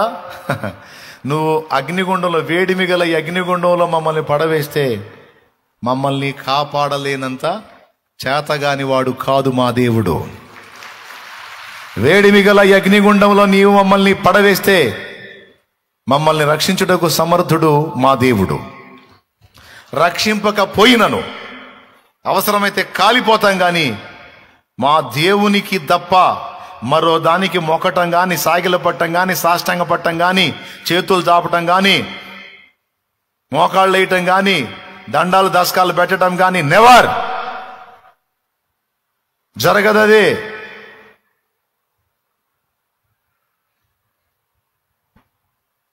వీళ్ళని తీసుకెళ్ళి వేయండి అగ్నిగుండం. ఆ అగ్నిగుండాన్ని 7 అంతలు ఎక్కువ చేయండి. ఒకంత మండుతుంది కదా, అంటే ఒక లారీ కట్టెలతో అగ్ని మండుతుంది అనుకో, 7 లారీల కట్టెలు వేయండి దానిలో అన్నాడు. అప్పుడు లారీలు ఎక్కడి నుంచి వచ్చినాయంటే, లారీలు ఇప్పుడు నీకు పోల్చి చెబుతున్నా. మళ్ళీ కొంతమంది అప్పుడు లారీలు ఏడుండే అన్నా అని మళ్ళీ ఆ పరిశోధనకు పోతారు. ఆశోది మాలోకాలు ఉంటారు, అందుకని చెబుతున్నాను నేను. ఎగ్జాంపుల్గా ఒక లారీ కట్టెలతో మండుతుంటే ఇంకా 7 లారీలు ఎక్కువ వేయించాడు అన్నమాట. అంటే ఎంత భయంకరంగా మండిద్దో చూడండి. అది ఎంత భయంకరంగా మండుతుందంటే, ఇతన్ని పట్టుకొని దానిలో విసిరిన వాళ్ళు చచ్చిపోయారు అక్కడే. ఈ ముగ్గురిని పట్టుకొని విసిరిన వాళ్ళు చచ్చిపోయారు, కానీ ఈ ముగ్గురు చావలా. బబులోను దేశమందున ఆ భక్తులు ముగ్గురు బొమ్మకు మొక్కనందున, బబులోను దేశమందున ఆ భక్తులు ముగ్గురు బొమ్మకు మొక్కనందున, పట్టి బంధించి రాజు అగ్నిలో పడవేస్తే, పట్టి బంధించి రాజు అగ్నిలో పడవేస్తే, 4వ వానిగా ఉండలేదా? ఓ భక్తుడా, రాజు రమ్మని పిలువలేదా? 4వ వానిగా ఉండలేదా? ఓ భక్తుడా, రాజు రమ్మని పిలువలేదా? భయము చెందకు భక్తుడా, ఈ మాయలోక ఛాయలు చూసినప్పుడు. భయము చెందకు నీవు, దిగులు చెందకు, భయము చెందకు, దిగులు చెందకు నీవు, జీవమిచ్చిన యెహోవా ఉన్నాడు. ఓ భక్తుడా, ప్రాణం పెట్టిన యేసయ్యున్నాడు. జీవమిచ్చిన యెహోవా ఉన్నాడు. ఓ భక్తుడా, ప్రాణం పెట్టిన యేసయ్యున్నాడు. దేవునికి మహిమ. విసిరారా అందులోకి కాలి బూడిదైపోయి ఉంటారు అనుకున్నారు. ఏం లేదు, శుభ్రంగా గుండంలో తిరుగుతూ ఉన్నారు. వేసిందే ముగ్గురిని, తిరుగుతుందేమో నలుగురు. కాసేపు ఆగి రాజు చూశాడు, అయిపోయి ఉంటారు, బూడిద అయిపోయి ఉంటారని అగ్నిగుండంలో చూస్తే తిరుగుతున్నారు. వాడు బిత్తరపోయాడు. వాడెంత అదృష్టవంతుడండి, ఎన్ని అద్భుతాలు చూశాడండి వాడు కళ్ళారా. నిజంగా వాడు ధన్యుడు అనుకోవాలి. పక్కన వాళ్ళు పిలిచారే, మనం అగ్నిగుండంలో ఎంతమందిని వేసాంరా? ముగ్గురిని సార్. పేరులు శద్రకు, మేషాకు, అబేద్నెగో. మరి నాకేంద్ర నలుగురు కనపడుతున్నారు? నాకేంద్ర నలుగురు కనపడుతున్నారు? నలుగురు ఎందుకుంటారు సార్? ముగ్గురే సార్. సరే చూడండి రా. అవును సార్, నాలుగో వాని రూపం దేవతల రూపం వల్లే ఉంది. మరి ఎవరో కాదు సార్, ఆ శద్రకు, మేషకు, అబేద్నెగోలు ఆరాధించే దేవుడే సార్. అమ్మో ఆయన దిగొచ్చాడు సార్. వాళ్ళు ముందే చెప్పారుగా, వేడి మిగల ఈ అగ్నిగుండములో నుండి మమ్మను రక్షించుటకు మా దేవుడు సమర్థుడు.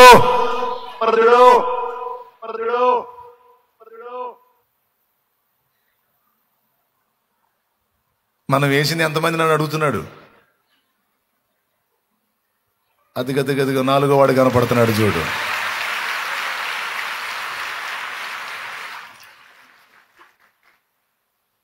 ఆ ముగ్గురితో పాటు నాలుగో వాడు ఉన్నాడు. అగ్నిలోనే ఉన్నారు, కానీ అగ్ని వారిని ఏమీ చేయట్లా. అదిగో ఆయన చేతులు. నాలుగో వానిగా ఉండలేదా ఓ భక్తుడా, రాజు రమ్మని పిలువలేదా?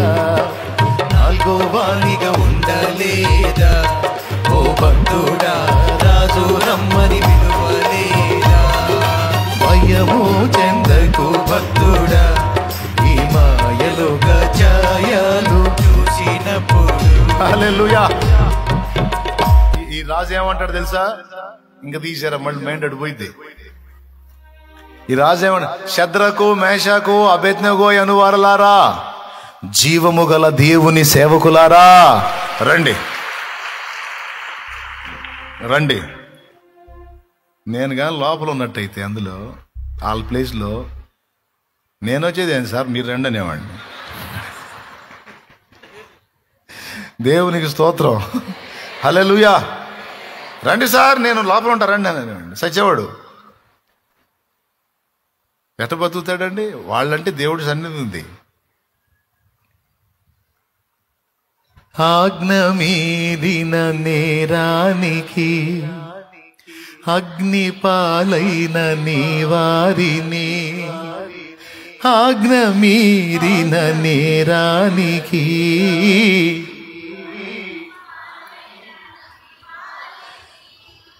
అతి చిత్రముగా విడిపించినావు, అగ్ని బలమును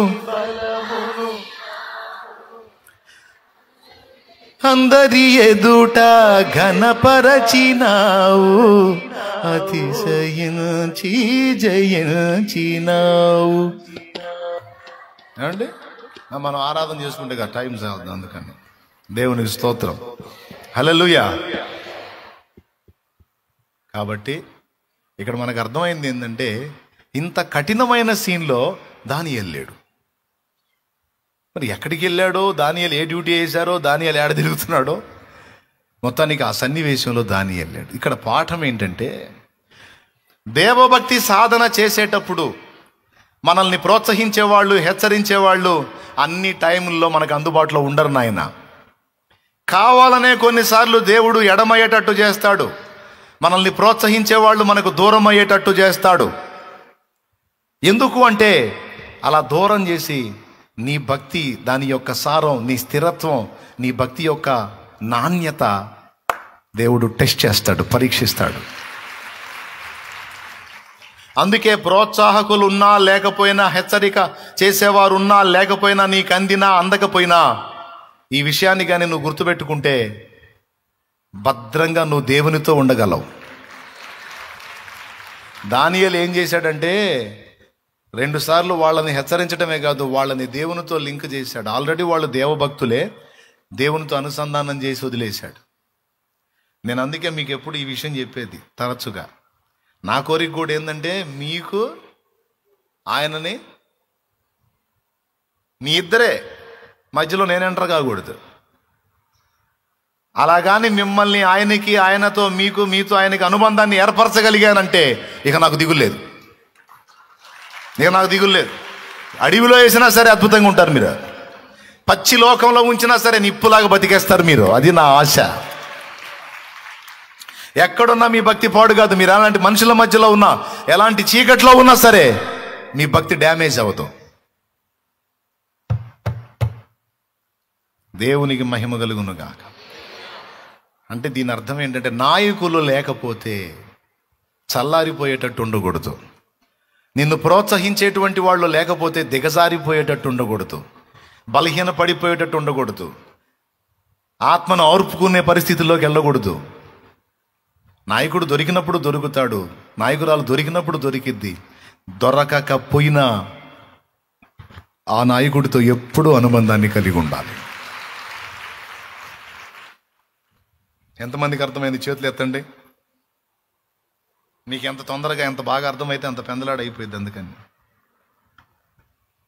రెండో విషయం, మీకు ఇంకొక సూచన కూడా చూపిస్తా బైబిల్లో. కొన్నిసార్లు మన భక్తి యొక్క నాణ్యతను మనల్ని పరిశీలించడానికి దేవుడు అలాంటి పరిస్థితులు అనుమతిస్తాడు. అంటే నాయకుడు ఉన్నాడు, నాయకురాలు ఉందని వాళ్ళ మీద డిపెండ్ అవటం కాదు, నువ్వు నా మీద డిపెండ్ అవ్వాలి. వాళ్ళు మనుషులు, నిమిత్త మాత్రులు, కొద్ది కాలం ఉంటారు, తర్వాత నీకు మరుగవుతారు. వారున్నా లేకపోయినా, నీకు దగ్గరున్నా దూరమైనా, నువ్వు నాతో అనుబంధం ఏర్పరచుకుంటే నిప్పులాగా ఉంటావు బిడ్డ. నువ్వు నా వైపు చూడరా అని పాఠం. నువ్వు నా వైపు చూడు నా కుమారి అని పాఠం. అలాగే కొన్నిసార్లు మనల్ని ఆదరించి, ఓదార్చి, మనల్ని ప్రోత్సహించేటువంటి ఆత్మీయులను కూడా కొన్నిసార్లు దూరం చేసే అవకాశం ఉంది. ఏబు గ్రంథం చివర చూస్తే, ఏబుకి అంతమంది అక్క చెల్లెళ్ళు, అన్నదమ్ములు ఉన్నారన్న సంగతి మనకి చివరిలో అర్థమైద్ది. మొదటి నుంచి చూస్తే అర్థం కాదు మనకి. కావాలంటే చూడండి, ఏబు గ్రంథము చివరి అధ్యాయము, అంటే 42వ అధ్యాయము ఒకసారి తీయండి. 11వ వచనం చదువు. అప్పుడు అతని సహోదరులందరూ, అతని అక్క చెల్లెళ్ళందరూ, అంతకుముందు అతనికి పరిచయులైన వారును వచ్చి అతనితో కూడా అతని ఇంట అన్నపానములు పుచ్చుకొని, యెహోవా అతని మీదికి రప్పించిన సమస్త బాధను గూర్చి ఎంత లేసి దుఃఖములు పొందితవని అతని కొరకు దుఃఖించుచు అతని నోదార్చిరి. ఏమండి, నాకు డౌటు, పాపం ఏబు అన్ని బాధలు పడుతుంటే వీళ్ళందరూ ఎటుపోయారండి? ఏబు అన్ని బాధలు పడుతుంటే వీళ్ళందరూ ఎటుపోయారు? అతని సహోదరులు అన్నాడంటే తోడబుట్టినోళ్ళు, అతని సోదరీమణులు అంటే అక్క చెల్లెళ్ళు, అతనికి పరిచయస్తులు అంటే అతనికి బాగా క్లోజ్గా రిలేషన్లో ఉన్నోళ్ళు, అనుబంధంలో ఉన్నోళ్ళు, పరిచయస్తులు, ఇంతమంది ఉన్నారని మనకు అనిపించదు ఏబు గ్రంథం చదివితే. అనుకొనని శ్రమలెన్నో ఎదిరించిన ఆత్మీయుల ప్రేమ నిదురించిన. కొన్నిసార్లు ఆత్మీయుల ప్రేమ నిద్రపోయేటట్టు దేవుడే చేస్తాడు. ఎందుకంటే నీ కళ్ళు తెరవటానికి. ఇంకా చెప్పాలంటే కొన్నిసార్లు ఆత్మీయులు అనుకున్న వాళ్ళే నిన్ను ద్వేషించే పరిస్థితి కూడా రప్పిస్తాడు. బాయ్ జాగ్రత్తగా వినో, జాగ్రత్తగా వినో. వాళ్ళను దూరం చేయటమే కాదు, కొన్నిసార్లు ఆత్మీయులు అనుకున్న వాళ్ళే నిన్ను ద్వేషించేటట్టు కూడా ఆ పరిస్థితి నీకు రప్పిస్తాడు. అప్పుడు నీ రియాక్షన్ ఏంటి? అప్పుడు నువ్వు ఎలా స్పందిస్తావు? ఏబు ఎలా స్పందించాడో తెలుసా?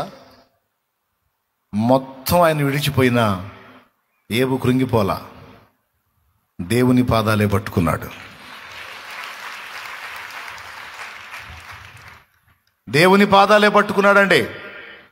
నన్ను వాళ్ళు పలకరించలేదు, వీళ్ళు పలకరించలేదు, నన్ను వాళ్ళు వదిలేశారు, వీళ్ళు వదిలేశారు, నా అన్నదమ్ములు పట్టించుకోలేదు, అక్క చెల్లెండ్రు పట్టించుకోలేదు, పరిచయస్తులు పట్టించుకోలేదు, వాళ్ళు పట్టించుకోలేదు, వీళ్ళు పట్టించుకోలేదని ఎవ్వడి మీద యాష్టపోలా, విలపించలా, కృంగిపోలా, నిరాశపడలా, చచ్చిపోవాలో బతకాలో అనుకోలా.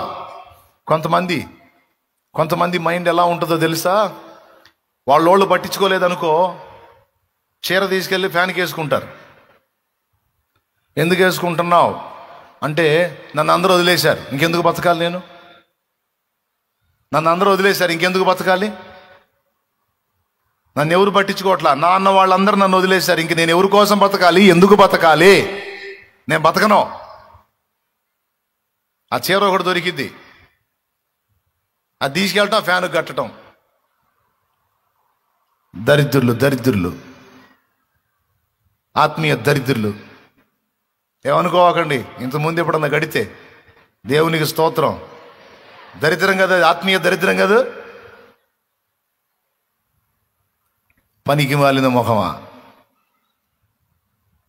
కావాలనే కొంతమందిని ఎడం చేస్తాడు దేవుడు. గుండె ఎలా ఉండాలో తెలుసా? గుండె, లోకమంతయు నన్ను విడచినా నీ నుండి వేరు చేయవు ప్రభువా, నీ నుండి వేరు చేయవు. లోకమంతయు నన్ను విడచినా, లోకమంతయు నన్ను విడచినా నీ నుండి వేరు చేయవు ప్రభువా, నీ నుండి వేరు చేయవు. దేవునికి మహిమ. పోనీ పలకరించకపోతే ఇంకా నాకేం దిక్కు లేదా అయింది, ప్రేమించకపోతే ఇంకా నాకేం గతి లేదా అయింది. నా దగ్గర ఉంటే తిని నన్ను ప్రేమించే ఈ పనికి మాలిన రకాలు నాకెందుక? నేను పాపినై ఉండగానే నా కోసం చచ్చిపోయేంత ప్రేమించిన నా బంగారు తండ్రి ఉన్నాడు నాకు. నా కోసం చచ్చిపోయేంత ప్రేమించినోడు నాకుంటే, నా చావు కోరే ఈ దరిద్రుల కోసం నేనెందుకు చావాలి? నేను చావను. పక్కన సైతాన్ గాడు చేరి సావు సావు సావు అంటాడు. నువ్వు చావురా సైతాన్, నువ్వు చావురా, నువ్వు చావు, నేను చావును. నేనెందుకు చావాలరా? జీవం గల దేవుడు, నా బంగారు తండ్రి, నా బంగారు కొండ, నా కోట, నా యేసయ్య నాకుంటే నేనెందుకు చావాలి? ఎవరు నన్ను ప్రేమించినా ప్రేమించకపోయినా, ఎవరు నన్ను పట్టించుకున్నా పట్టించుకోకపోయినా నాకు ఈ అల్పమైన ప్రేమలు అక్కర్లేదు. ఈ లోకమంతా నన్ను వదిలేసిన నిన్ను నా ప్రభుతో బతికేస్తా. ప్రభు కోసం బతుకుతా. ఎప్పటి కోసం? ఈ దరిద్రుల కోసం కష్టపడ్డా, ఇలా ప్రేమలు నిజమని కష్టపడ్డా, ఇదంతా బుష్ అని తేలిపోయింది. ఇప్పుడు నన్ను ప్రేమించి నా కోసం ప్రాణం పెట్టిన నా యేసయ్య కోసం బతుకుతా.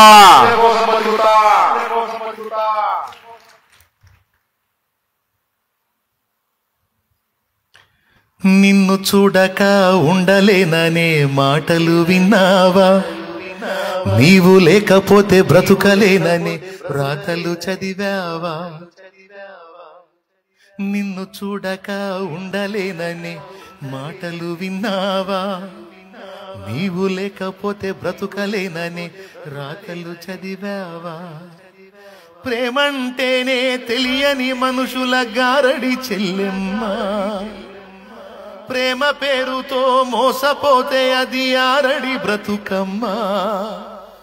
ప్రేమంటేనే తెలియని మనుషుల గారడి చెల్లెమ్మా, ప్రేమ పేరుతో మోసపోతే అది ఆరడి బ్రతుకమ్మా.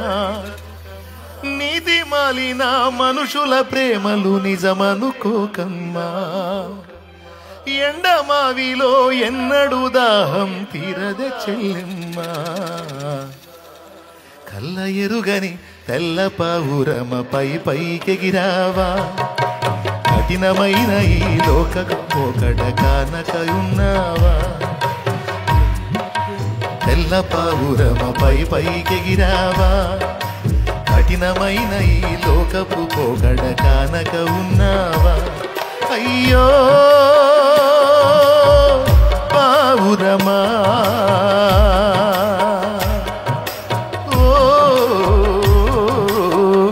పావురమా, తెల్ల ఎరుగని తెల్ల పావురమ పైకెగిరావా? ఈ లోకపు పోకడ కానకయున్నావా? నీ కొరకే తన ప్రాణము పెట్టిన ప్రేమను చూడమ్మా. నిన్ను చూడక ఉండలేని ఆ ప్రేమే నిజమమ్మా. నీ కొరకే తన ప్రాణము పెట్టిన ప్రేమను చూడమ్మా.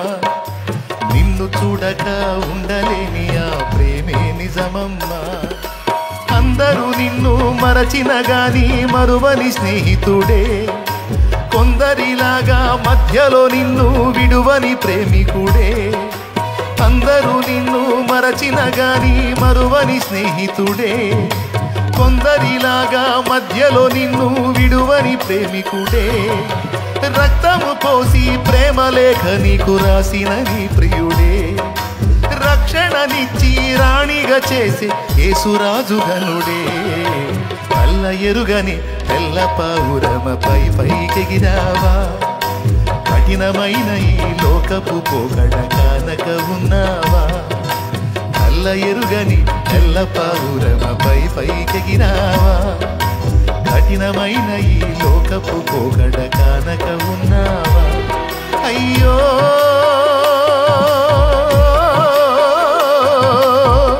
పావురమా, ఓ పావురమా. చెప్పు, ఎవరు నిన్ను ప్రేమించలేదని సత్తావా, లేకపోతే నిన్ను ప్రేమించి నీ కోసం ప్రాణం పెట్టిన యేసయ్య కోసం బతుకుతావా? కొంతమంది కుటుంబాలను కూడా సిద్ధపరచుకుంటారు, బతకొద్దు చచ్చిపోవాలని తీర్మానాలు చేసుకుంటారు. ఈరోజు ఇక్కడ కూడి వచ్చినటువంటి వాళ్ళు అలాంటి తీర్మానాల్లో ఎవరైనా ఉంటే ఈరోజు దేవుడు నీతోనే మాట్లాడుతున్నాడు. అలాంటి దరిద్రపు ఆలోచన చెయ్యొద్దు, అది సైతానుది. నీకు మంచి భవిష్యత్తు ఉంది. నా తండ్రి నీకు మంచి భవిష్యత్తు ఇచ్చాడు. ఈరోజు నువ్వు అనుభవిస్తున్న శ్రమలను చూస్తున్నావు, దీని తర్వాత దేవుడు నీకు ఇవ్వబోతున్న మహిమను చూడట్లా. నువ్వు తొందరపాటున అలాంటి పిచ్చి ఆలోచనలు చేసి దేవుడు నీకు ఇచ్చిన బంగారు భవిష్యత్తుని పాడు చేసుకోవద్దు. నా తమ్ముడా, నా చెల్లి, ఎవరు అలాంటి ఆలోచనల చేత శోధించబడుతున్నారో ప్రేమతో చెప్తున్నా, నువ్వు దిక్కు లేని వాడివి కాదు. ఈ లోకం మొత్తానికి దిక్కైన వాడే నీకు దిక్కుగా ఉన్నాడు. నిన్నెవరూ ప్రేమించట్లేదు అన్నది సరికాదు. ఎంత ప్రేమించాడో తమ్ముడా నీకు తెలుసా? నీ కోసం ప్రాణం పెట్టే అంత పిచ్చి నువ్వంటే ఆయనకి. ఇది నిజం, నిజం, 100% నిజం. నా చెల్లి, నువ్వంటే ప్రాణం పెట్టే అంత ఇష్టం నువ్వంటే ఆయనకి. చచ్చిపోయాడమ్మా నీ కోసం. ఎవరు చచ్చిపోతారమ్మా? అది కూడా మంచోడి కోసం ఎవరన్నా చస్తారేమో కానీ చెడిపోయిన పాపులమ్మ నువ్వు చెడిపోయిన దానివి, చెడిపోయిన వాడివి, చెడిపోయిన వాడిని నేను. మన కోసం ఎవరు చచ్చిపోతారమ్మా? అసహ్యుల కోసం.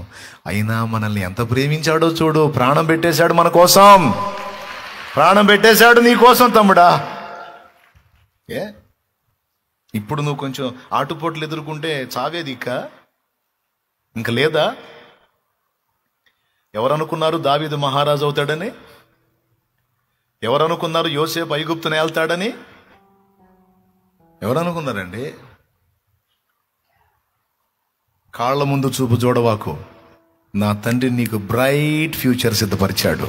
అందమైన భవిష్యత్తు, శ్రేష్టమైన భవిష్యత్తు, అనేకులకు దీవెనకరమైన పాత్రమవుతావు నువ్వు.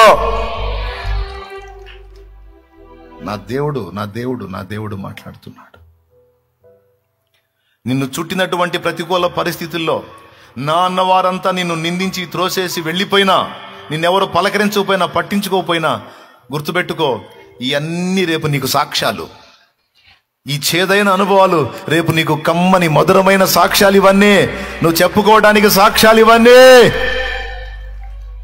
నువ్వు ఆయన వైపు చూడు, ఆయన మీదే అనుకో. నీకెవరు లేకపోవటం ఏంటి? నిన్నెవరు నిర్మించుకున్నారు తల్లి? నీకు ముక్కు ఎవరు ఇచ్చారా? నీ ముక్కు అలా ఉండాలని ఎవరు డిజైన్ చేశారు? నీ కళ్ళు ఎవరు ఇచ్చారా? నీకు ఆ పళ్ళు ఎవరు ఇచ్చారు? నీకు ఆ పెదవులు ఎవరు నిర్మించారు? నీ ముఖ చిత్రాన్ని ఎవరు రూపొందించారు? ఎంత ఇష్టపడి చేసుకున్నాడమ్మా నిన్ను, ఎంత ఇష్టపడి నిర్మించుకున్నాడు తమ్ముడా నిన్ను. ఇన్ని సంవత్సరాలు కంటికి రెప్పలా కాపాడుకున్నాడు. ఇప్పుడు నువ్వు చావును వెతుకుతున్నావేంటి? ఆయన లేడా? నమ్మలేవా? నిజం కాదా? కొంతమంది మరణాపేక్షతో వచ్చిన వాళ్ళు ఉన్నారు. అందుకే పరిశుద్ధాత్మ దేవుడు ఈ మాటలు పలికిస్తున్నాడు. అలాంటి ఆలోచన చేయొద్దు తల్లి, చేయొద్దు.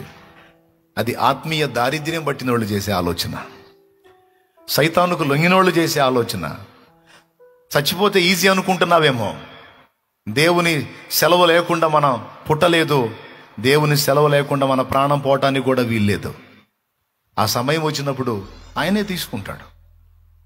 ఆయన సమయం వచ్చిందాకా నీ ప్రాణం నువ్వు తీసుకుంటే దేవుని సార్వభౌమాధికారాన్ని ధిక్కరించిన వాడివి అవుతావు, తీర్పులోకి వస్తావు. నీ కర్మ కలిసి నరకానికి పోయే అవకాశం కూడా 100% ఉంది. జాగ్రత్త. చచ్చిపోతే ఈజీ అనుకుంటున్నావేమో, పోతావు నరకానికి. ఈజీ కాదు. 5 నిమిషాలు కళ్ళు మూసుకుంటే సావచ్చు, అది పెద్ద చాకిరీ కాదు. కానీ తర్వాత ఉంటుంది. ఎందుకు ఆ కర్మ? ఎందుకు? నీకు నా తండ్రి లేకపోతేగా, నా ప్రభువు లేకపోతేగా. మనుషుల మనసులలో టైం అయిపోతుందిలే, ఏమనుకోవద్దు.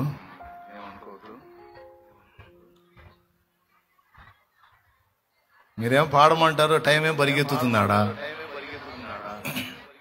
మళ్ళీ అసలుగా రేపు కూటం ఉంది, మళ్ళీ మీరు అలసిపోతే రేపు రారు మళ్ళీ. మీరు అసలుకే మొక్క కంటే మెత్తనోళ్ళు. సరే పాడమంటారు కాబట్టి పాడుతున్నా. మనుషుల మనసులలో ఏ చోటు లేకున్నా మంచిదైన నీ మదిలో నాకు చోటునిచ్చావు. పలుకరించు వారెవరు నాదరికి రాకున్నా నన్ను పలుకరించగా పరితపిస్తూ ఉంటావు. కంటి పాపలా నన్ను కాపాడుకుంటావు. కంటి పాపలా నన్ను కాపాడుకుంటావు. చంటి పాపలా నన్ను చంకనెత్తుకుంటావు. చంటి పాపలా నన్ను చంకనెత్తుకుంటావు. చంకనెత్తుకుంటావు. ఊహించలేదయ్యా ఈ జీవితం, వర్ణించలేనయ్యా ఈ భాగ్యము.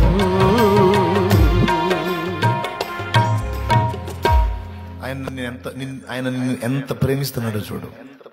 ఈరోజు నువ్వు కూటానికి వచ్చేటట్టు చేసి, నేను నీకు తోడై ఉన్నాను, నీ భవిష్యత్తు బాగుంటుంది, నువ్వు భయపడొద్దని స్పష్టంగా నీతో మాట్లాడిస్తున్నాడు ఆయన. మాట్లాడించాడు కదా, మాట్లాడుతున్నాడు ఆయన. నువ్వు ఇలాంటి ఆలోచన కలిగి ఉన్నావని శాలేం రాజు అన్నకు తెలుసా? మరి ఎవరికైనా తెలుసా? ఆయనకి తెలుసు. ఆయనే నీతో మాట్లాడుతున్నాడని నమ్ము, అబద్ధాలు కాదు. చెప్పు, చద్దామా? కొన్నిసార్లు మనల్ని పరీక్షించడానికి, కొన్నిసార్లు మనల్ని శ్రమ కొలిమిలో కాల్చడానికి, మనం ఆయన మీద ఆనుకోవడానికి నా అన్న వాళ్ళందరినీ దూరం చేస్తాడు. గుర్తుపెట్టుకో, ఈరోజు దూరమైన వాళ్ళందరూ ఒకరోజు నీ దగ్గరికి వచ్చి ఎన్ని బాధలు పడ్డావో, నిజంగా మామూలు అగచాట్లు కాదు నువ్వు పడ్డది, మామూలు శ్రమలు కాదు నువ్వు పడ్డదని నీ దగ్గరకు వచ్చి ఏబును కానీ వాళ్ళు ఓదార్చినట్టు నీ దగ్గరకు వచ్చి నిన్ను వాళ్ళు పలకరించి మాట్లాడకపోతే ఎప్పుడు అడుగు. జరిగిద్ది అదంతే. ఏస్తున్నాము. శ్రమ కొలిమిలో కాలుతున్నప్పుడు దేవుడే దూరం చేస్తాడు. ఎందుకంటే ఆ శ్రమ కొలిమిలో నువ్వు ఏ మనిషికి వెళ్ళి చూడకూడదని ఆయన ఆశపడుతున్నాడు. అందుకు ఈ గోలంతా. అర్థమైందా? శ్రమ కొలిమిలో మనల్ నుంచి ఏ మనిషి వైపు మనం చూడకూడదని ఆయన కోరుకుంటున్నాడు. మరి ఎటు చూడాలయా? ఎటు చూడకుండా ఏ మనిషికి వెళ్ళి చూడ, తన వైపే చూడాలి. నువ్వు దీనుడవై దీనురాలివై ఆయన వైపే చూడాలి. హల్లెలూయా. ఆయనతో కనెక్ట్ అవ్వాలి. ఈ కష్టకాలంలోనే కనెక్ట్ అవుతావు, ఈ శ్రమ కొలిమిలోనే కనెక్ట్ అవుతావు, ఈ ఇబ్బంది కొలిమిలోనే కనెక్ట్ అవుతావు, ఈ అందరూ త్రోసివేసిన అనుభవంలోనే నువ్వు దేవునితో లింకు కాగలుగుతావు. ఇది నీకు ప్లస్ మైనస్ కాదు, ఇది నీకు రైట్ టైం, ఇది నీకు మంచి సమయం, నా దేవుణ్ణి పెనవేసుకునే టైం. ఏబు గ్రంథంలో ఆ చివరి చదివి ఆశ్చర్యపోయాను నేను. ఊరి నాయన, అన్నదమ్ములు ఉన్నారు, అక్క చెల్లెళ్ళు ఉన్నారు, పరిచయస్తులు ఉన్నారు, మరి ఏబు అన్ని బాధలు పడుతున్నప్పుడు వీళ్ళందరూ ఎట్టుపోయారు? అడ్రస్ లేకుండా చేశాడు. ఆయనే చేశాడు. అడ్రస్ లేకుండా చేశాడు మొత్తాన్ని. ఆత్మీయుల ప్రేమ నిద్రపోయేటట్టు చేశాడు. ఇంక ఇప్పుడు ఏబుకి ఎవరు కనపడుతున్నారు? ఫ్రెండ్స్ ఉన్నారంటే వాళ్ళు మాటలతో పొడుస్తూ ఉన్నారు ఫ్రెండ్స్. భార్య ఉందంటే దేవుణ్ణి దూషించి సావు అంటుంది. పిల్లలు లేరు, మొత్తం పోయారు. మరి ఇప్పుడు ఏబుకుంది ఎవరు? ఎవరు లేరు నాకు ఇలలో, ఆదరణ నీవేగా.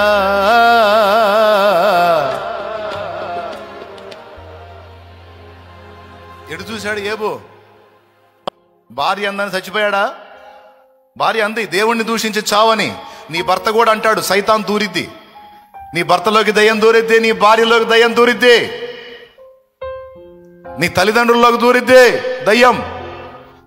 వాళ్ళ నోటితో వాళ్ళు అంటారు చావరా దరిద్రుడా, చావు, చావరా చావు, ఎందుకురా నువ్వు బతకటం?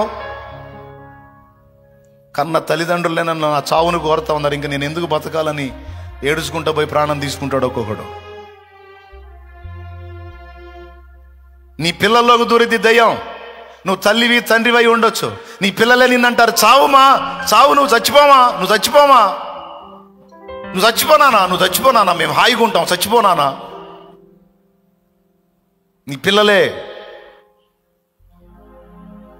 నేను కనీ పెంచి పెద్ద చేసిన నా పిల్లలు నా చావును కోరుతున్నారు, నేను ఎందుకు బతకాలి అని చావును వెతుక్కుంటారు కొంతమంది. కట్టుకున్న భార్య నన్ను చావమంటుంది, ఎందుకు బతకాలి? కట్టుకున్న భర్తే పదే పదే నువ్వు చావవే చావవే చావవే అంటున్నాడు, ఎందుకు బతకాలి అని చావును వెతుక్కునే పిల్లలారా, చావును వెతుక్కునే తల్లిదండ్రులారా, చావును వెతుక్కునే భార్యాభర్తలారా, ఈ మనుషులందరూ అంతే అంటారమ్మా. కానీ యేసయ్య నిన్ను అలా అనలేదమ్మా. నీ కొరకే తన ప్రాణము పెట్టిన ప్రేమను చూడమ్మా, నిన్ను చూడక ఉండలేని ఆ ప్రేమే నిజమమ్మా. భార్య అందని ఏబు చచ్చిపోయాడా?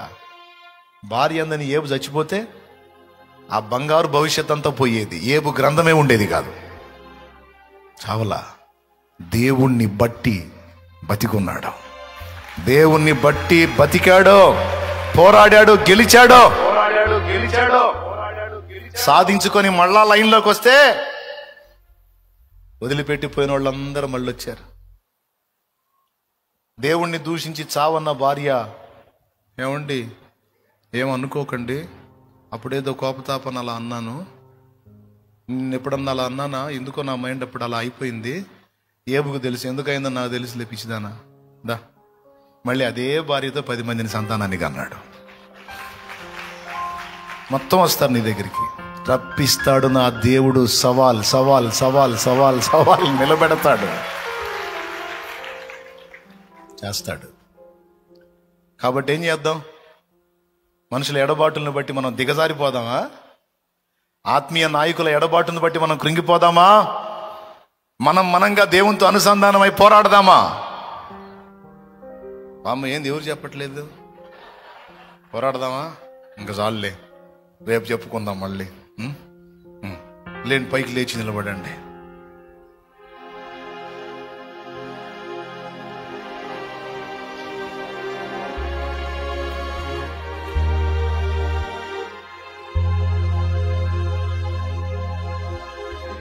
పరిస్థితులు నేను ఏ విధంగా చుట్టుముట్టినా నువ్వు కంగారు పడొద్దు, దిగులు పడొద్దు, విస్మయం అందొద్దు. ఆత్మీయ నాయకుడు నీకు చెరువులో ఉన్నా చెరువులో లేకపోయినా నీ భక్తి సాధన నువ్వు చేయాలి తమ్ముడా. నువ్వు దేవునితో అనుబంధంగా అనుసంధానమై ఉండి నీ భక్తి సాధనను అద్భుతంగా చేయాలి. దానియేలు పద్దాకులు ఉండడు, దానియేలు బుద్ధస్తమానం నీ వెంటే ఉండి నీతోనే ఉండి నిన్ను ప్రోత్సహించడు. సేవకులారా, విశ్వాసులారా, పరిచర్య చేసే పరిచారకులారా, ఫ్యామిలీ మెంబర్స్, కుటుంబ సభ్యులారా, ఎవరైనా అందరికీ ప్రేమతో చెప్తున్నాను, మనల్ని ప్రోత్సహించేటువంటి ఆత్మీయులు, నిన్ను రక్షణలోకి నడిపించినోళ్ళు, నీకు భక్తి నేర్పినోళ్ళు, నీకు ప్రార్థన నేర్పినోళ్ళు, నీకు దేవుని సహవాసాన్ని నేర్పినోళ్ళు నీకు ఆట్టే కాలం దగ్గర ఉండకపోవచ్చు. వాళ్ళు దూరమైనా నువ్వు మాత్రం దేవునికి దూరం కాకూడదు. దేవభక్తి విషయంలో నీకు నువ్వే సాధన చేసుకోవాలి. హల్లెలూయా. నా అన్న నీ వాళ్ళు నిన్ను విసర్జించిన, పట్టించుకోకపోయినా, ఆదరించకపోయినా, సహాయం చేయకపోయినా, నిన్ను నిందించిన, నీకు కీడు కల్పించిన, నువ్వు ఏ విధమైనటువంటి గాయానికి గురి కావద్దు. నీ హస్తాన్ని దేవుడు పట్టుకొని ఉన్నాడు. నా తండ్రి ఏబును ఆశీర్వదించినట్టు రెండంతలుగా నిన్ను ఆశీర్వదించబోతున్నాడు. రెండంతలుగా నా తండ్రి నిన్ను ఆశీర్వదించబోతున్నాడు. రెండంతల మేలు నీవు చూడబోతున్నావు. ఆ సమయం దగ్గరకు వచ్చింది. త్వరలోనే నీవు వాటిని స్వతంత్రించుకుంటావు కనుక నిరాశపడొద్దు, నిరుత్సాహపడొద్దు, కృంగుబాటుకు తావివ్వద్దు. నా తండ్రికి వెళ్ళే చూడు. నువ్వు మనుషులు మాట్లాడతారు, ఒక్కొక్కళ్ళ మాటలు ఎట్లా ఉంటాయో తెలుసా? దెబ్బకు వచ్చింది వీక్నెస్ మనకి. అట్లాంటి సైతాను మాటలు వినొద్దు. సైతాను గాడు పక్కన చేరతాడు. విను, ఈ ఒక్క మొక్క కూడా విను. నిరాశ అనేది ఎలా ఉంటుందో చెప్తా. నీ ఇంటి మొత్తానికి నువ్వే పోషకుడివి. నీకేదో జబ్బు వచ్చింది, వాడు నీ పక్కన చేరి ఏమంటుంటాడు తెలుసా? ఇంటి మొత్తానికి దిక్కు నువ్వే, నీకే రోగం వచ్చింది, ఇప్పుడు ఇది తగ్గేది ఎప్పుడు, నువ్వు మళ్ళా లైన్లోకి వచ్చేది ఎప్పుడు, నీ పిల్లల చదువులేంది, నీ భార్య పరిస్థితి ఏంది, నీ కుటుంబ పోషణ ఏంది, నీ పని అయిపోయింది. ఉన్న జబ్బుతో కొంత బాధ అయితే ఇలాంటి ఆలోచనలతో మరికొంత చితికిపోయి చావుకి దగ్గర అవుతా ఉంటారు. అలా చెయ్యాలనే సైతాను కుట్ర. ఇలాంటి ఆలోచన చేస్తాడు. ఇది మామూలు వాళ్ళకి అర్థం కాదు, కానీ అలా కుటుంబ బాధ్యత భుజాల మీద ఉన్నటువంటి వ్యక్తులకి నా మాట అర్థమైద్ది. తన కుటుంబం మొత్తాన్ని తనే మోస్తున్న పరిస్థితుల్లో కుటుంబానికి చెప్పుకోలేక, తన హెల్త్ బాగలేక, డబ్బులు పెట్టుకోవడానికి లేక, అయ్యో నాకేమన్నా అయితే నా భార్య బిడ్డల పరిస్థితి ఏంటి, నా కుటుంబ పరిస్థితి ఏంటి, నా తల్లిదండ్రుల పరిస్థితి ఏంటి అని దిగులు పడి, వేదన పడి, కృంగి కృషించేటువంటి తమ్ముళ్ళు చెల్లెళ్ళు లేకపోలేదు. నేను చెబుతున్నాను, నీ పక్కన చేరి సైతాను నువ్వు ముందే కొంచెం కృంగుంటే ఇంకొంచెం కృంగదీయటానికి మాట్లాడుతూ ఉంటాడు. వాడు నీ పక్కన చేరి వాడిని గద్దించు. సాతానా పో, నా దేవుడు నాకు తోడై ఉన్నాడు. రోగాన్ని అనుమతించిన దేవుడు తప్పకుండా స్వస్థపరుస్తాడు. నా కుటుంబాన్ని ఆయన చూసుకుంటాడు, నా కుటుంబాన్ని పోషిస్తాడు. నేను మరలా లెగుస్తాను, లైన్లోకి వస్తాను, నేనే నా ఫ్యామిలీని బతికించుకుంటాను. ఆ శక్తి నా దేవుడు నాకు ఇస్తాడు. హల్లెలూయా, హల్లెలూయా. అది సమాధానం. నాకు ఈ బలహీనత తగ్గిద్ది, నా దేవుడు స్వస్థపరుస్తాడు. నేను లెగుస్తాను, నార్మల్ కండిషన్కి వస్తాను, నా కుటుంబానికి నేనే పోషణ చేసుకుంటాను. నా దేవుడు నాకు ఆ శక్తిని ఇస్తాడు. నా దేవుడు లేకపోతే కదా నేను కృంగిపోవాలి. నా దేవుడు గుడ్డివాడైతే కదా నేను కృంగిపోవాలి. నా దేవుడు చూచుచున్న దేవుడు, సజీవుడైన దేవుడు. ఆయన మృతుడు కాడు, ఆయన లేనివాడు కాడు, ఆయన ఉన్నవాడు.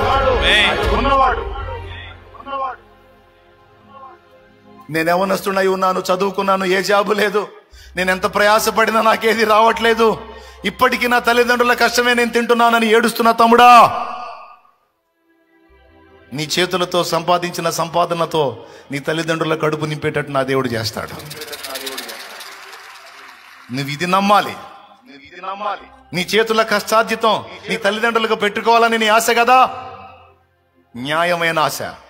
తప్పకుండా ఆ శక్తిని నా దేవుడు నీకు ఇస్తాడు. నువ్వు ఖచ్చితంగా పొందుతావు. నీ చేతులతో నీ తల్లిదండ్రులకి కాదు, తల్లిదండ్రులు అంటే తల్లిదండ్రులకి ఇంకా అనేక మందికి అన్నం పెట్టేటట్టు నా యేసయ్య చేస్తాడు. నా యేసయ్య చేస్తాడు. ఎంతో మంది తల్లులకు అన్నం పెట్టేటట్టు చేస్తాడు. నా తమ్ముడా, నా చెల్లెలా, నా యేసయ్య చేస్తాడు. నమ్మినోడు పొందుతాడు, అనుమానించినోడికి అంతే సంగతులు. ఎంతమంది నమ్ముతున్నారు? నా తండ్రి చేయడా? నీ ఆశ న్యాయమైందైతే నా తండ్రి తప్పకుండా తీరుస్తాడు. అనేక మంది తల్లులకు అన్నం పెట్టేటట్టు చేస్తాడు. కృంగిపోవద్దు, అధైర్యపడద్దు, విచారపడద్దు, దిగులు పడద్దు. బలహీనత ఒక పక్క కృంగతీస్తుంటే ఇలాంటి ఆలోచనలతో ఇంకా కృంగిపోతావు. రానియొద్దు. దేవుణ్ణి బట్టి ధైర్యం తెచ్చుకో. ఆ రిపోర్ట్స్ను మార్చి నార్మల్ రిపోర్ట్స్ తీసుకొచ్చి నిన్ను స్వస్థపరిచే నా దేవుడు నీకు తోడుగా ఉన్నాడు. అది ఎంతటి వ్యాధైనా తిప్పుతాడు, వెనక్కి తిప్పుతాడు, స్వస్థపరుస్తాడు. నమ్ము. బంధకాల్లోంచి నిన్ను బయటికి తీసుకొస్తాడు. ఈరోజు అప్పుల్లో పీకల దాకా మునిగిపోయి ఉండొచ్చు, నువ్వు ఊపిరి ఆడని స్థితిలో ఉండొచ్చు. నీ అప్పుల్లోంచి నిన్ను బయటేయడానికి నా దేవునికి ఎంత టైం కావాలి? ఎంత టైం కావాలి? ఆయన తలుచుకుంటే ఒక గడియ జాలదా? ఒక చిన్న అద్భుతం జాలదా? ఒక చిన్న రాయితో దావీదుని మహారాజును చేసిన నా దేవుడు ఒక చిన్న అద్భుతంతో నీ అప్పుల ఊబి నుంచి నేను బయటికి తేలేడా? తేగలడా? నువ్వు ఎటు చూడాలి? ఎటు చూడాలి? ఎవరిని హత్తుకోవాలి? ఎవరిని ఆశ్రయించాలి? ఈ కార్యాలు జరిగేంత వరకే కాదు, జరిగిన తర్వాత కూడా నువ్వు ఆయన్నే హత్తుకోవాలి. నువ్వు దేవుని బిడ్డవి, భక్తి సాధకుడివి గనుక నేను చెప్తున్నాను, నీ ఆత్మీయ జీవితం, భౌతిక జీవితం, రెండు జీవాల విషయంలో దేవభక్తి నీకు ఉపయోగపడుతుంది. సాధన చేసుకో. ఎవరో అందలేదని గిల్టీగా ఫీల్ అవ్వద్దు. దేవుడు నీకు ఎల్లప్పుడూ అందుబాటులో ఉన్నాడు. నా మీద కూడా అలగొద్దు, చాలేమోనా నాకు అసలు సమయం ఇవ్వట్లేదని. నా మీద కూడా అలగొద్దు. అందరికీ సమయం ఇచ్చానంటే నాకు సమయం లేకుండా అయిపోయింది. అందుకని నేను దేవుణ్ణే హత్తుకున్నా, నీకు కూడా అదే నేర్పుతున్నా. ఒక తీర్మానంతో ఇక్కడి నుంచి వెళ్దాం మనం. అవును, నేను దేవుణ్ణే హత్తుకోవాలి, నేను దేవునితోనే అంటుకట్టబడాలి, నేను నా తండ్రితోనే అనుసంధానం అవ్వాలి. ఒక తీర్మానం. నాకు మాట ఇస్తారా? శాలేమన్నా, మీరు మాకు దగ్గరలో ఉన్నా దూరంలో ఉన్నా, మేమైతే దేవుణ్ణి విడిచిపెట్టాం, మేము దేవునితో అంటుకట్టబడి ఉంటాం అన్నా. మమ్మల్ని ప్రోత్సహించే ఆత్మీయులు మాకు అందుబాటులో ఉన్నా లేకపోయినా మేము ఆయన్ని మాత్రం వదిలిపెట్టే ప్రసక్తి లేదన్నా, ఆయన ధ్యానాన్ని, ధ్యాసను వదిలిపెట్టమన్నా అని నాకు మాటిస్తారా? ఎంతమంది మాటిస్తారో చేయొద్దండి.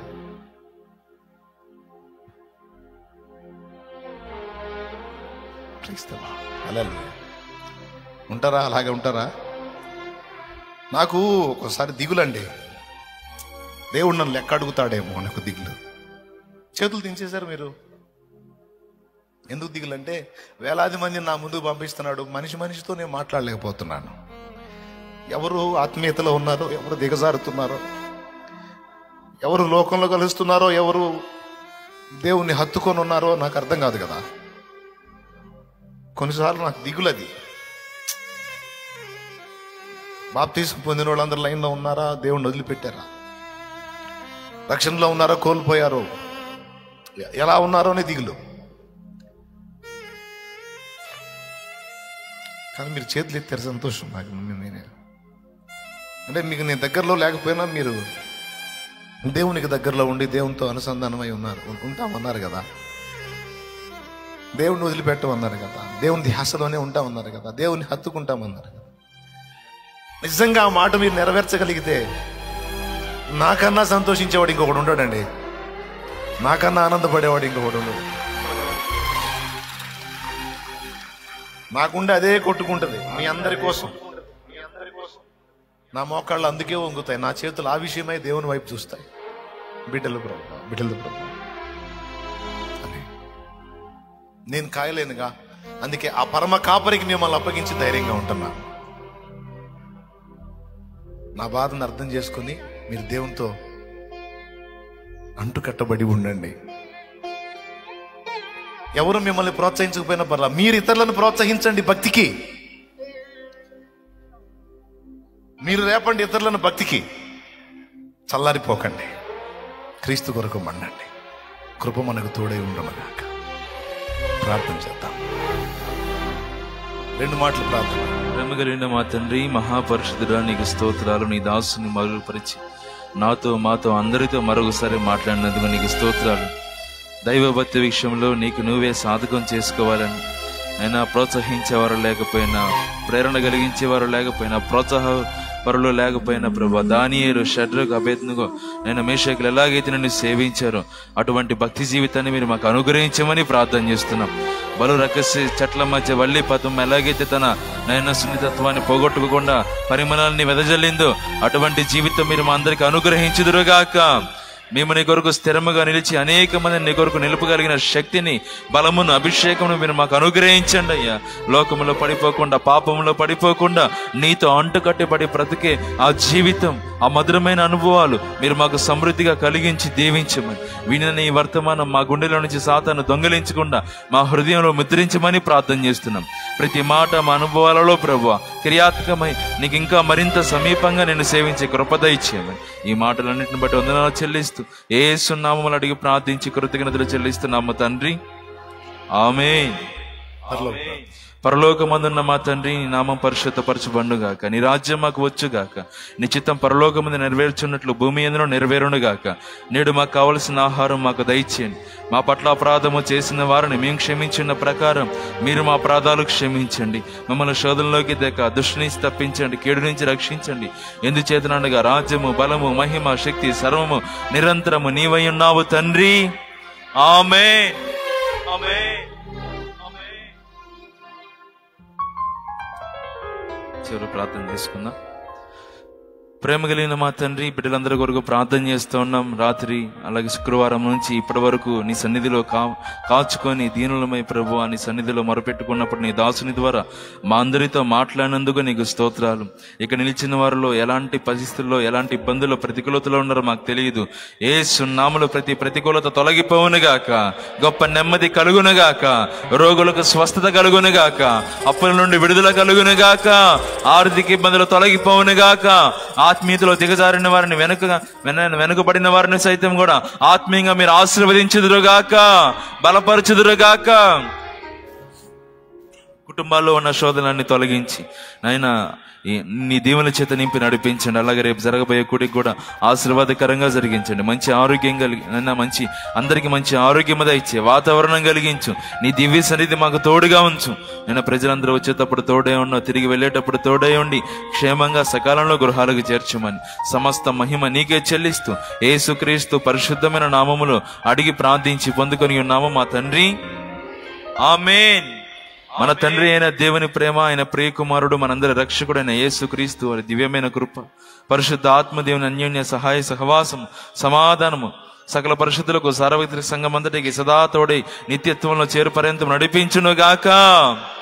ఆమేన్. ప్రవేశ రక్తమే జయం, ప్రవేశ రక్తమే జయం. యేసు నామానికి సంపూర్ణ విజయం కలుగునుగాక. హల్లెలూయా, హల్లెలూయా, హల్లెలూయా. అందరికీ వందనాలు, దేవునికి స్తోత్రాలు. ఈరోజు విన్న వర్తమానం యూట్యూబ్లో ఉంటుంది.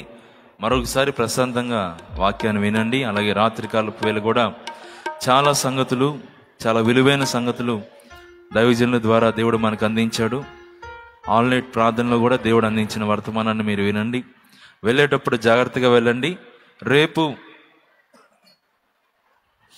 10 గంటలకల్లా వార్షికోత్సవ ప్రార్థన కూడిక ప్రారంభించబడుతుంది కనుక ఆ విషయాలు గమనించండి. లైవ్లో, జూమ్లో ఉన్నవారికి కూడా ప్రత్యేకమైన వందనాలు. రాగలిగితే తప్పకుండా మీరు కూడా రండి.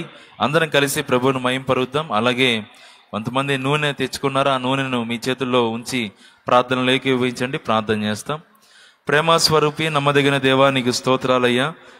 నీ బిడ్డలు ప్రభువా నీ సన్నిధిలో ఇంతవరకు కాచుకొని నీ వాక్యాన్ని విని బలపరచబడి పురుగొల్పబడి ఉన్నారు ప్రభువా, నీకు స్తోత్రాలు.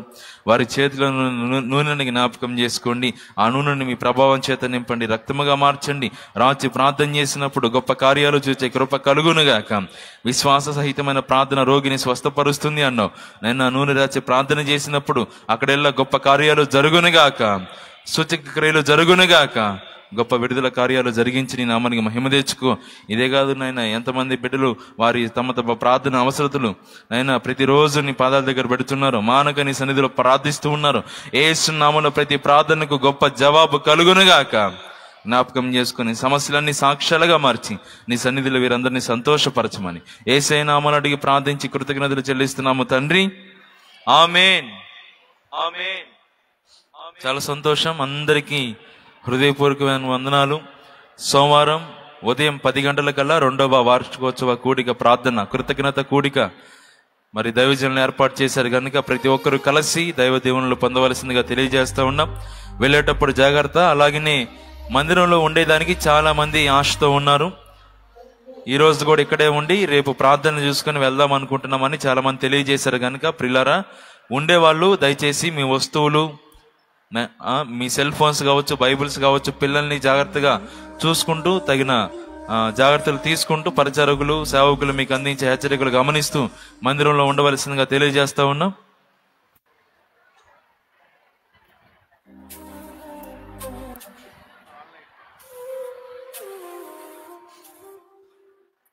డిసెంబర్ 25వ తారీఖు బుధవారం వచ్చింది. ఆ రోజు బాప్తిస్మాల కార్యక్రమం కూడా ఉంటుంది కనుక ఎవరైనా రక్షణ కొరకు తీర్మానం చేసుకున్న వాళ్ళు ఉంటే సిద్ధపడితే బాప్తిస్మం కావాలి అంటే డిసెంబర్ 25వ తారీఖు మీరు పెందలాడి మందిరం దగ్గరికి వస్తే చక్కగా దైవజనులు దేవుని వాక్యాన్ని అందించి ఆ రోజే యేసు ప్రభు మనందరి కోసం దిగి వచ్చిన రోజే, పుట్టినరోజే మీరు కూడా ఆత్మీయంగా జన్మించే అవకాశం ఉంది. నూతన జన్మ దేవుడు మీకు అనుగ్రహించే అవకాశం ఉంది కనుక ఎవరు అవకాశాన్ని పోగొట్టుకోవద్దు. బాప్తిస్మం పొందాలి అనుకున్న వాళ్ళు డిసెంబర్ 25వ తారీఖు వచ్చి మీరు చక్కగా రక్షణ కొరకు దైవజనులు బాప్తిస్మం ఇస్తారు కనుక బాప్తిస్మం తీసుకుని వెళ్ళవలసిందిగా తెలియజేస్తా ఉన్నాం. అలాగే డిసెంబర్ 31వ తారీఖు రాత్రి 9 గంటలకు ఆల్ నైట్ ప్రార్థన ఉంటుంది, సంపూర్ణ రాత్రి ప్రార్థన ఉంటుంది.